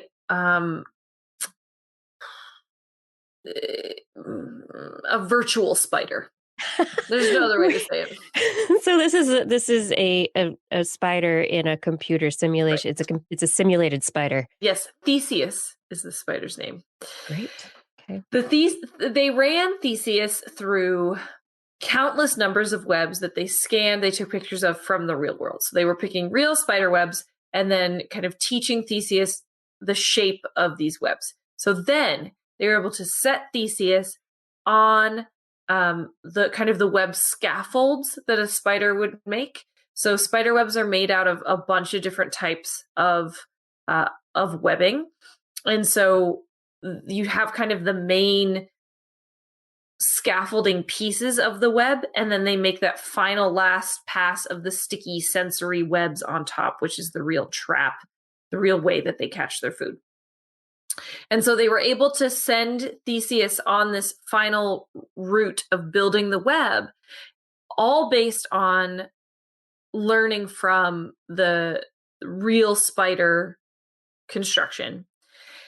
And what it looks like is actually an iterative process where they don't just go around in a spiral pattern. If you watch a spider build a web, there's a lot of turning back and forth and zigzagging, and it almost looks nonsensical, but it's actually really specific. It's in order for them to fill out each of these individual holes, because a spider web, if you think about it, is not a perfect circle. No. So that means that their scaffolding pieces are not always symmetrical. So if you have this kind of elongated web, then some spaces in the elongated portions are going to be bigger than spaces on the sides that are smaller. And so doing some zigzagging in those larger bits will make sure that they have covered the entire surface area of the web with evenly spaced out sticky sensory webbing. So that means they have to make these decisions in the moment. These iterative decisions. Okay, I went here. Now I have to go here. Okay, here, this needs more. So now I need to turn back and forth here. All right, so now I'm going to go back over there and I need to fill this part in. So it builds upon itself. Too big of a gap here. I need to fill this up. This isn't the way I want it. Oh, this is looking pretty good. Maybe I'll keep going. Nope, got to turn around. Yes. Yeah. And so what they found was that this is actually something that the brain has outsourced into the spider's legs. The spider legs build the webs semi-autonomously. Okay. They are closed feedback loops inside of each leg. So the legs are basically feeling tension detectors. Right? Yeah, they're feeling the distance, they're feeling the tension, they're plucking their violin string, going stability, ding, ding, ding. resonance, something's not right here, it needs another pass. But it's not the spider deciding, it's the spider's legs deciding, sensing and reacting. Wow. Yes. And so they also confirmed this by figuring out what happens when spiders lose legs. So when a spider leg becomes trapped, they'll ditch it. And then they regenerate when they molt and they get their next exoskeleton. Wait, so what? I didn't know that. Yeah. Well, How did I not know spiders do that? They grow new legs? Crabs do it too. Stuff with exoskeletons do this because they don't have any internal anatomy that stops them from doing it. So basically, they're just rebuilding an exoskeleton. So you can do that. Yeah. That's easy. And especially if you're growing and what you do is you're rebuilding an exoskeleton by molting all the time. It's what they do. Imagine if every few months you built a whole new set of bones. It would be easy to regrow an arm. Yeah, no problem. What? So anyway, so when they discard their trapped leg or it breaks off or whatever happens, they do get another leg, but it's usually a little shorter. It doesn't match the rest of the body perfectly. But it has brand new hairs and sensors. And it still is able to build these perfect webs, and these individual legs act in the same way. So if you go around collecting spiders' legs, you too can build webs. Wait, no, that's not the way it works. Probably not. So wait, what does a spider's web look like if they lose a leg and then try to make a web? It probably looks the same. I mean, they have 8. I got plenty. Yeah. But I wonder. I think this was a really interesting story. After last week, we were talking about dragonfly brains and how I was talking about how they're kind of rudimentary. So this is part of that, right? Is that a spider brain, this is part of where this study came from. A spider brain, as far as you can tell, is not capable of making something as complex as a spider web. So this helps answer that question. Because it's not the brain, it's just the legs. It's they've outsourced it. Yeah. But there are other ganglia around. But that gets at, it's like very almost octopus-like, where octopus legs have their own brains. I was thinking exactly that. Yes. Yeah. It's very octopus-like. And of course, the researchers looking at this, what's their next choice after this? Better bring it to robots. So a decentralized system would be perfect for robots. They call this morphological computing, roboticists, and they've only recently discovered its power through looking at the animal kingdom. And now they want to kind of push that towards robots because it could totally change the game if you can take external stimuli and not have to feed it back to a centralized computer. Yeah, well, I mean, I think for so long we have had this goal of figuring out the human brain, or, you know, the brain. Humans have this big brain, and so it's all about the brain. But one of the earliest things you learn about in physiology is the reflex arc and how spinal reflexes allow us to walk. We have this same kind of, we're not building webs, but we're able to walk, we're able to run, we're able to have these patterned movements it's basically once you start moving, you have offloaded that cognitive effort to your spine and to the rest of your body. I must not no wonder I was so bad at track. The whole time I'm like, left, right, left, right, left, left. Oh no, I'm falling! You're thinking too much. Thinking too much. Justin, oh no. Oh yeah, so they also say another example of a decentralized task in the human system is your heartbeat.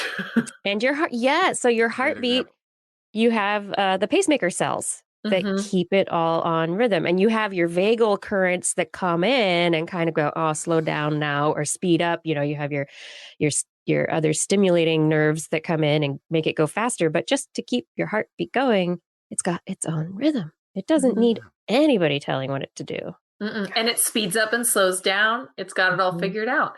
But so this is a very cool example of, you know, we thought for a long time, we thought the human eye was the best that eyes could get. Yeah. It's like, oh, wait, actually, birds have really good eyesight. Oh, wait, there's mantis shrimp. Oh, wait, nautilus have pinhole eyes that are actually pretty good and are nothing like ours. Yeah. So this is the human brain, that's the best it's going to get.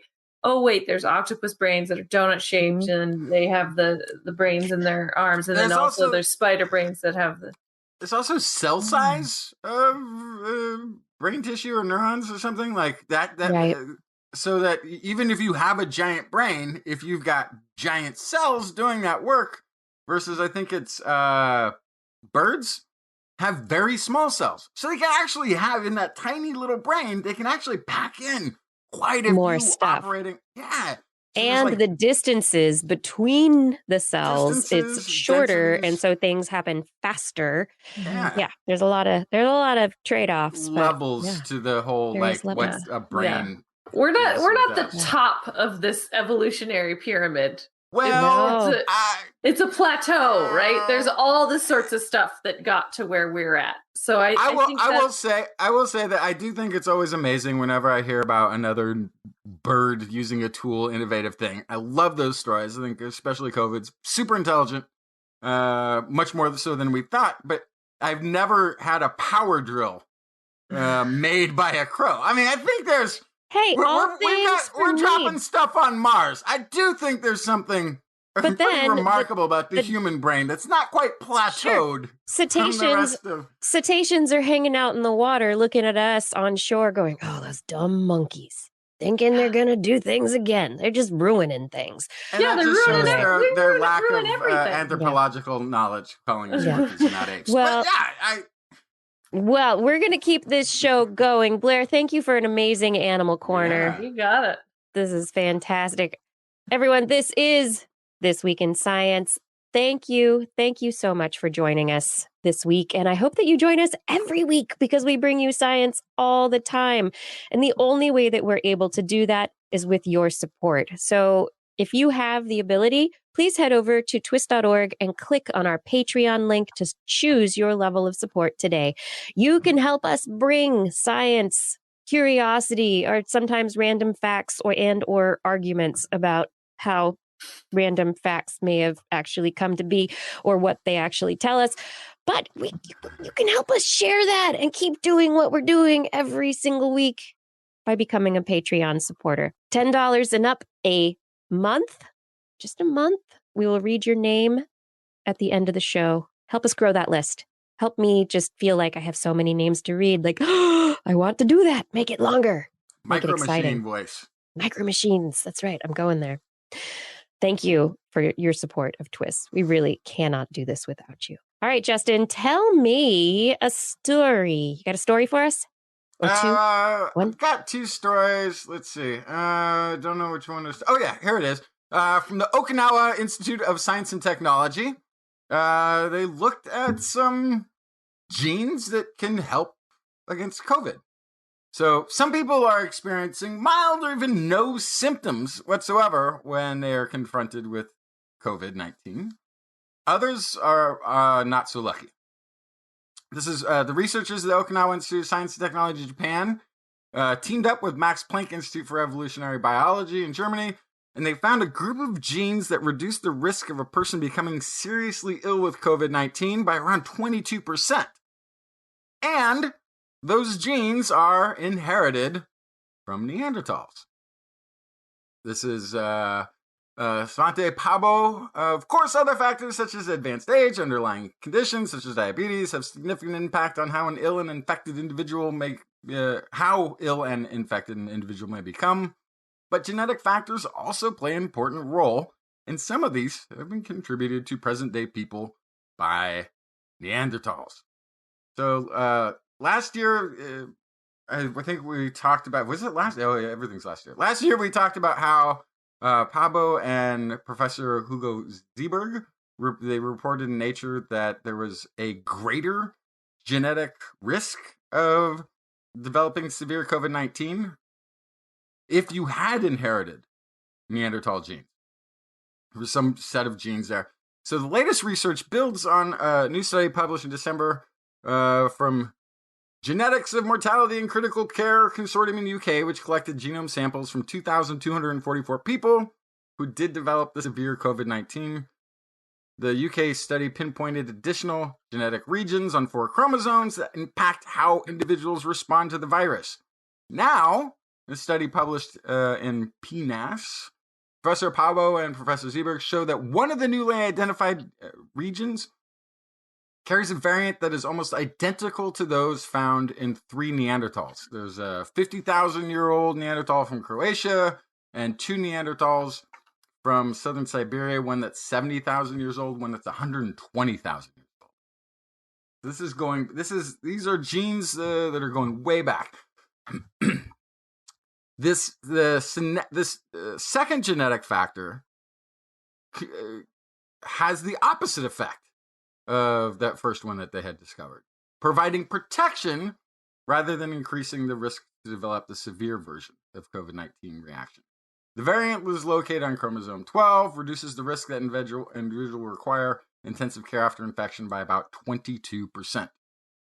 So this is Pablo again. It's quite amazing that despite Neanderthals becoming extinct around 40,000 years ago, their immune system still influences us both positive and negative ways today. So to try to understand how these variants affected, they took a closer look at the genes located in these regions. They found that 3 genes in this region called OAS code for enzymes that are produced upon viral infection and in turn activate other enzymes that then degrade the viral genomes in the infected cells.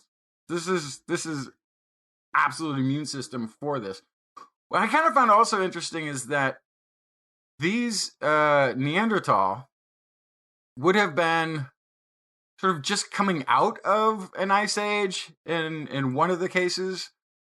So this is like as people sort of reemerged back into the world after a long point of isolation, or these Neanderthals reemerged out into the world after probably some decent isolation. They probably encountered a lot of these viruses. And so there's probably a culling of who had the right gene, who didn't have the right defense gene. They found that the variant increased in frequency after the last ice age and then increased in frequency again during the past 1,000 years as a result. Today it occurs in about half of people living outside of Africa have this gene. And around 30% of people in Japan, which is sort of interesting because last time they looked at the gene that looked harmful, nobody in Japan had it. Huh. Interesting. So it also starts to focus you back to, okay, so now you know that you can also sort of isolate which groups of Neanderthals intermixed with which groups of humans at some point in their previous history based on who does or does not have the vulnerability gene versus who does and does not have the gene that procures some sort of resistance or some sort of fight back. I wonder how it also, if it also has anything to do with how COVID-19 is spreading around. So it's only seems to be affecting the severe COVID-19 effects, but not necessarily transmission that they can tell, right? Well, I mean, yeah. So this has nothing to do with transmissibility. I don't think that was. Just looking at symptoms. Yeah, it's about whether your body takes on an immune response that prevents the cascade of events that take place to get one severely ill where they're personally in danger of dying or increased danger of dying. Well, then let's talk about something else. Yeah. So anyway, if you have that rare variant that came from a Neanderthal, it might be making you 22% more immune to the serious effects. I have like 2.5% Neanderthal genes, so But are they the right ones? Are they the right ones? I kind of hope so. Got a 50-50 shot according to the study. Anyway. If you look it up, though, if you did one of those genetic testing things where you send in your spit and they give you your genome, it might tell you if you have the rare variant. Next study, commercial genetic testing companies are using extremely unreliable technology in detecting very rare variants, meaning results suggesting individuals carry a rare genetic variant, be it disease-causing or not, are usually wrong. And if you're usually wrong, that means you're wrong most of the time. So why this is important, though, is that people have actually gotten surgery. And it doesn't go into it here, but I'm assuming that this is people who had the very rare genetic variations for the BRCA1 that shows increased risk of breast cancer may have gotten mastectomies when they perhaps didn't have the variant. Oh, no.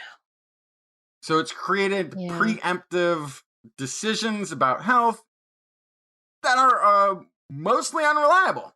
This is not a good thing. Team of University of Exeter conducted a large-scale analysis of technology that is being used, technology using data from nearly 50,000 people, so that's a pretty decent set. They found that the technology wrongly identified the presence of very rare genetic variants in the majority of cases. So the team analyzed SNP chips.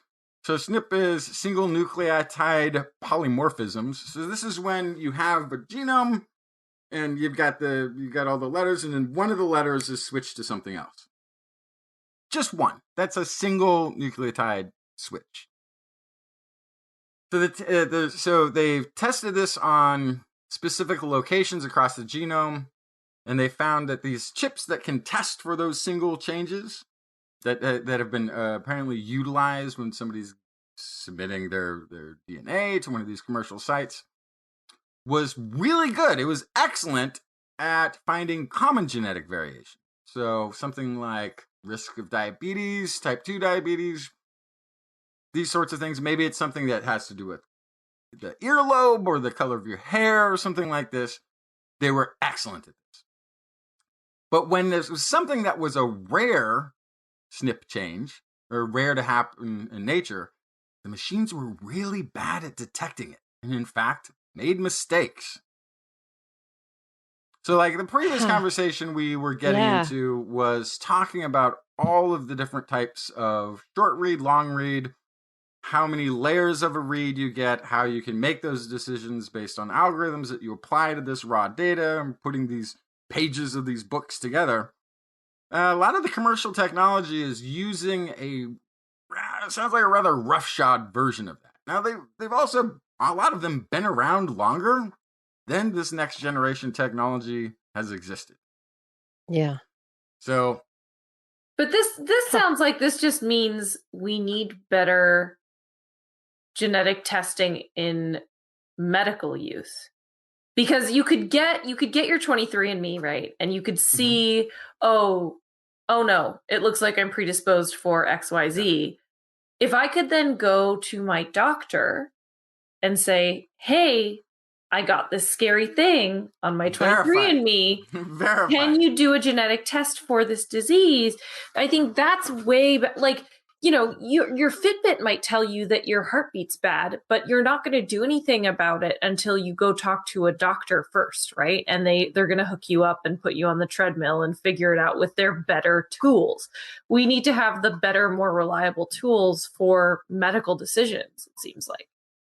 Yeah. It is interesting, though. I think what might be happening here is that you've got it's a rare variant. And so what you're dealing with is something that occurs in a very low proportion of cases. And so a lot of this genetic, it's on the, as you said, Justin, the bioinformagician.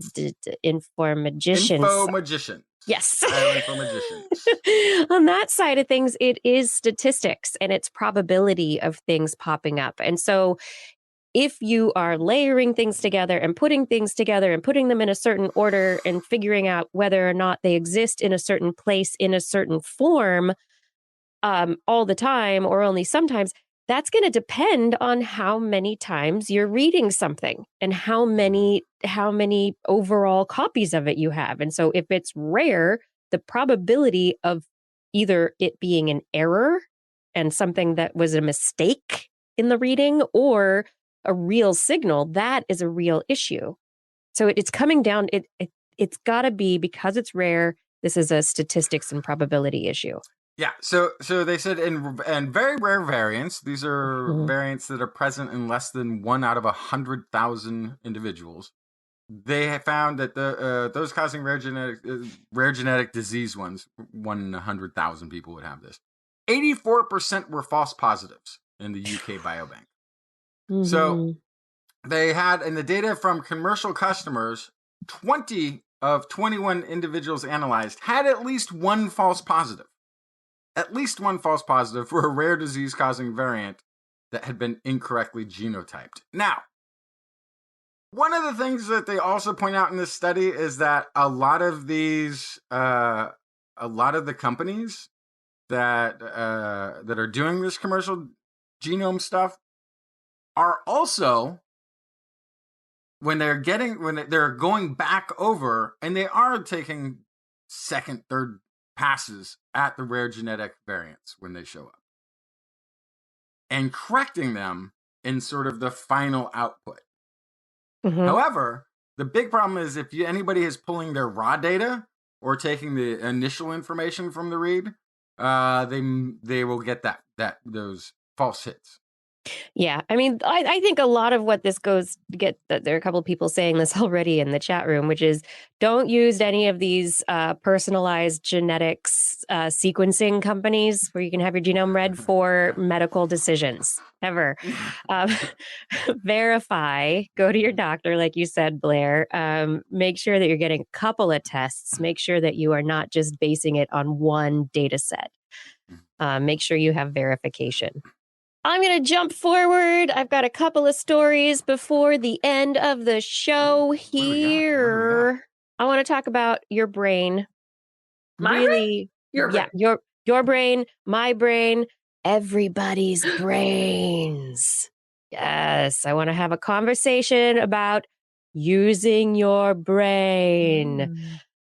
So this is a really interesting study out of the Max Planck Institute for Experimental Medicine and also the University Hospitals of Copenhagen and Hamburg-Eppendorf.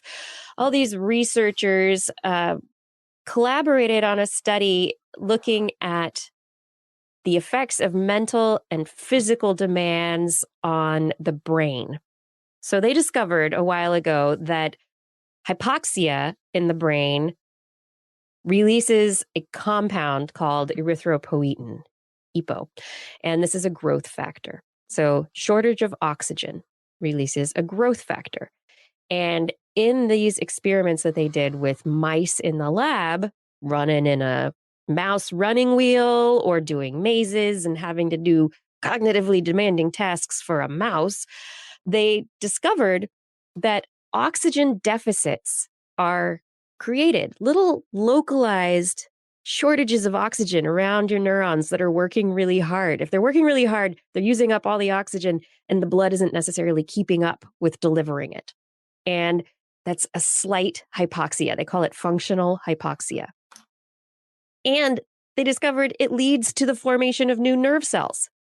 They wanted to know how, and they discovered then that the hypoxia activates this growth factor, erythropoietin, in the brain, and it leads to the development of new connections, and dendrites is a part of stimulating the brain. And now the big question is this the thing that is involved in making the connection between exercise and mood?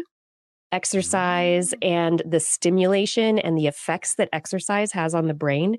Is this what's happening in the human brain? Is it functional hypoxia that creates... Running makes you smarter? Running makes your brain expand. Wow. This is also kind of, I think also last week we talked very briefly about how stress can be good for a system.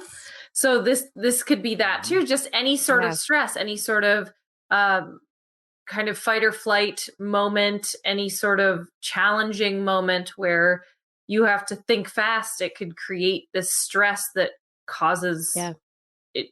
It's like growth from hardship, right? Yep. Yeah, exactly. And I imagine that it's the opposite. So this is an acute problem, right? So if you're running, you're not chronic. Exactly. You're not always running. You're running a little bit, and that's good. Or it's you're thinking really hard, you're working really hard, but this isn't chronic stress, right? It's working your brain a little bit, but not too much. And so this, I think, it's a really interesting mechanism, and their next steps are going to be trying to discover whether or not they can put a person on a treadmill or an exercise bike and actually see if they can measure some of these changes and see if they can, I don't know, they're able to find in mice, because they can slice the brains and check for gene expression and all sorts of stuff. They're able to find a change in expression of this EPO gene. But they have to try and make this connection in humans as well. But this could be one of those really important connections between how physical activity leads to changes in the brain. Or as JG in the chat room so eloquently points out, and I like the way you think. So exercise or just hold my breath. That's right. Just every once in a while, not too long. Hold your breath while you're studying. Maybe, I don't know. Yes. Breathe, everybody. Breathe. My final story for the night is about birds because I love birds. And I've always wondered this about birds. How do little tiny birds stay warm? Right? How do these little... They have down feathers. They have down feathers, right? But how do they really stay warm? Like, there's a difference between... Can you take a bird from the beach and put it up on the mountain? And will it stay just as warm? Will a bird that you take from the mountain and you put it down on the beach, is that going to get too hot? Like, is there a difference in what's happening there? And so Peter Buck Fellow at the Smithsonian's National Museum of Natural History took a look at the Smithsonian's collection of 625,000 specimens to study the feathers of Himalayan songbirds, 249 species. These are birds living at really high elevations. And yeah, it was based all on her question. She was studying birds in the Himalayas, and she said, do they have a down jacket? I have a down jacket. Do they stay warm? So she looked at all these birds that were in the Smithsonian's collection and discovered that, yes, birds who live at higher elevations have more fluffy down than birds who live at lower elevations. So the elevation that the songbird lives at affects the thickness of their down jacket. It's just like dog breeds from colder climates have thicker undercoats. Yeah. And so this does kind of get at that question of where different animals can go and where they're going to be comfortable. Mm-hmm. And so as we have climate change kind of moving species different places, this may be an indicator of which places birds are going to be more comfortable by being able to predict how they might be able to withstand or respond to climate change very easily. Although this is very likely something that is a very adaptive trait. And so this study does not get at the question of causation. Is this, really a genetic issue that birds at higher elevations have, like people who live at higher elevations, do they have different genes that lead to more of the down? They don't know that. Probably both. Or is it just adaptation? I'm cold. I need more feathers. I would guess it's both. Yeah. Because birds are constantly losing feathers and molting and growing new feathers. And unless you're a penguin, then you do it all at once. But it's all at once, yeah. That's called a catastrophic molt. But fun fact. That's a great name. Oh my God, we've had so many fun facts on the show tonight. Catastrophic molt. But yeah, I bet it's both. I bet they start out with a set of thicker feathers, but that if they were hot, I bet they would lose some density. That would make sense to me. Yeah. Yeah. So anyway, down jackets on birds. Every time I look at a little bird in the cold, cold weather outside in the winter, I'm going to be, nice jacket, bird. Looking cool and we're looking warm in your little avian insulation jacket. The underside is the warmth. The outer side is for looking pretty. Yes. Or hiding. Or both. Maybe both. Yeah.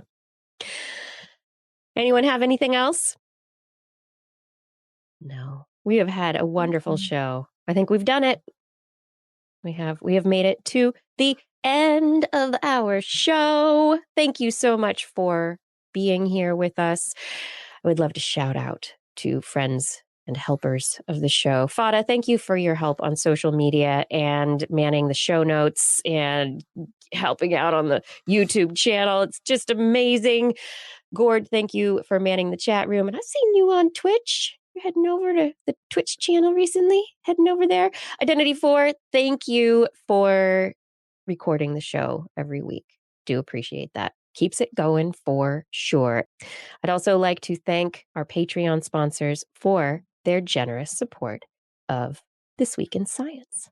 Woody MS, Andre Bassett, Chris Wozniak, Dave Budd, Vegard Shefstad, Hal Schneider, Donathan Stiles, a.k.a. Don Stylo, John Shioli, Guillaume, John Lee, Ellie Coffin, Gaurav Sharma, Shu Brew, Darwin Hannon, Donald D. Mundis, Stephen Alberon, Daryl Myshak, Stu Pollock, Andrew Swanson, Fred S104, Sky Luke, Paul Ronovich, Kevin Reardon, Noodles, Jack Bryan, Carrington, Matt Bass, Joshua Fury, Shauna Nina Lamb, John McKee, Greg Riley, Mark Hessenflow, Gene Tellier, Steve Leisman, a.k.a. Zima, Ken Hayes, Howard Tan, Christopher Rappin, Dana Pearson, Richard, Brendan Minish, Melizond, Johnny Gridley, Kevin Railsback, Flying Out, Richard Porter, Christopher Dreyer, Mark Massaros, Artyom, Greg Briggs, John Atwood, two fabulous thespians, Rudy Garcia, Dave Wilkinson, Rodney Lewis, Paul, Rick Ramus, Matt Sutter, Philip Shane, Kurt Larson, Mountain Sloth, Jim Drapeau, Sarah Chavis, Sue Doster, Jason Olds, David Neighbor, Eric Knapp, E.O., Kevin Parachan, Aaron Luthen, Steve DeBell, Bob Calder, Marjorie, Paul Stanton, Paul Disney, Patrick Pecoraro, Gary S., Tony Steele, Ulysses Adkins, Brian Condren, and Jason Roberts.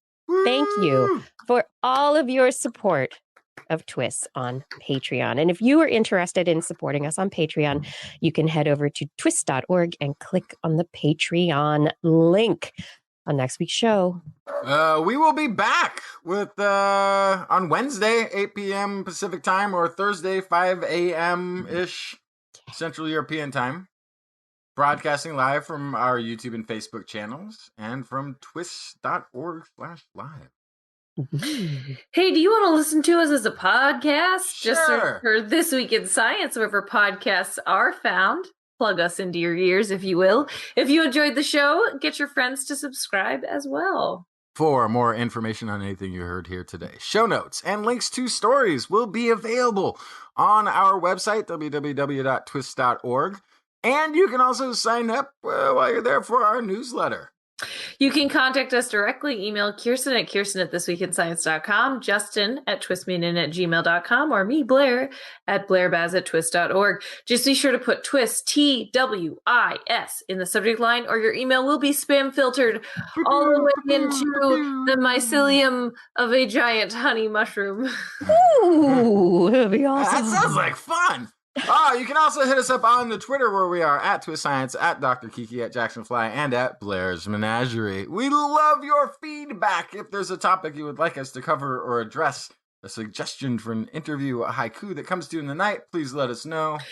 We'll be back here next week, and we hope you'll join us again for more great science news. And if you've learned anything from the show, remember, It's all in your head. This Week in Science.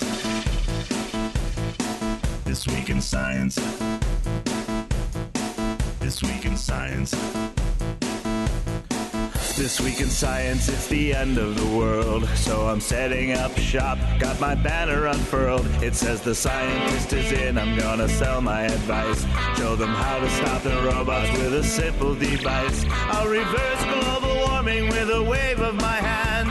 And all it'll cost you is a couple of grand. 'Cause this week's science is coming your way. So everybody listen to what I say. I use the scientific method for all that it's worth. And I'll broadcast my opinion all over the earth. 'Cause it's This Week in Science. This Week in Science. This Week in Science. Science. Science. This Week in Science. This Week in Science.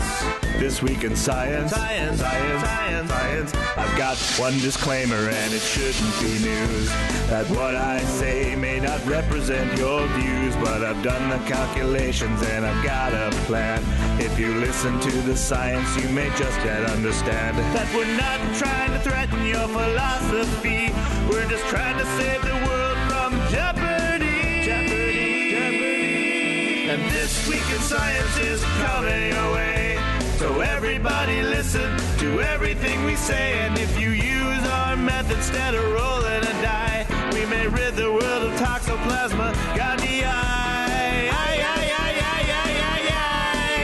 Cause it's This Week in Science. This Week in Science. This Week in Science. Science. This Week in Science. This Week in Science. This Week in Science. Science.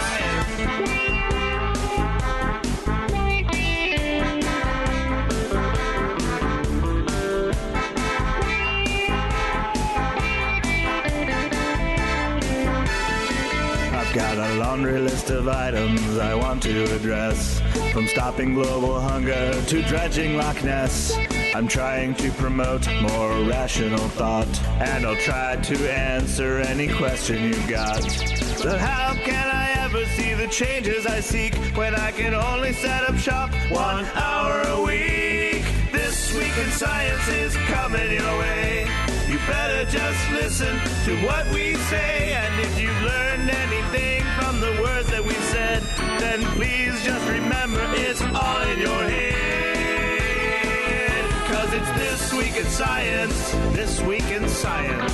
This Week in Science. Science. This Week in Science. This Week in Science. This Week in Science. Science. This Week in Science. This Week in Science. This Week in Science. This Week in Science. This Week in Science. This Week in Science. This Week in Science. This Week in Science.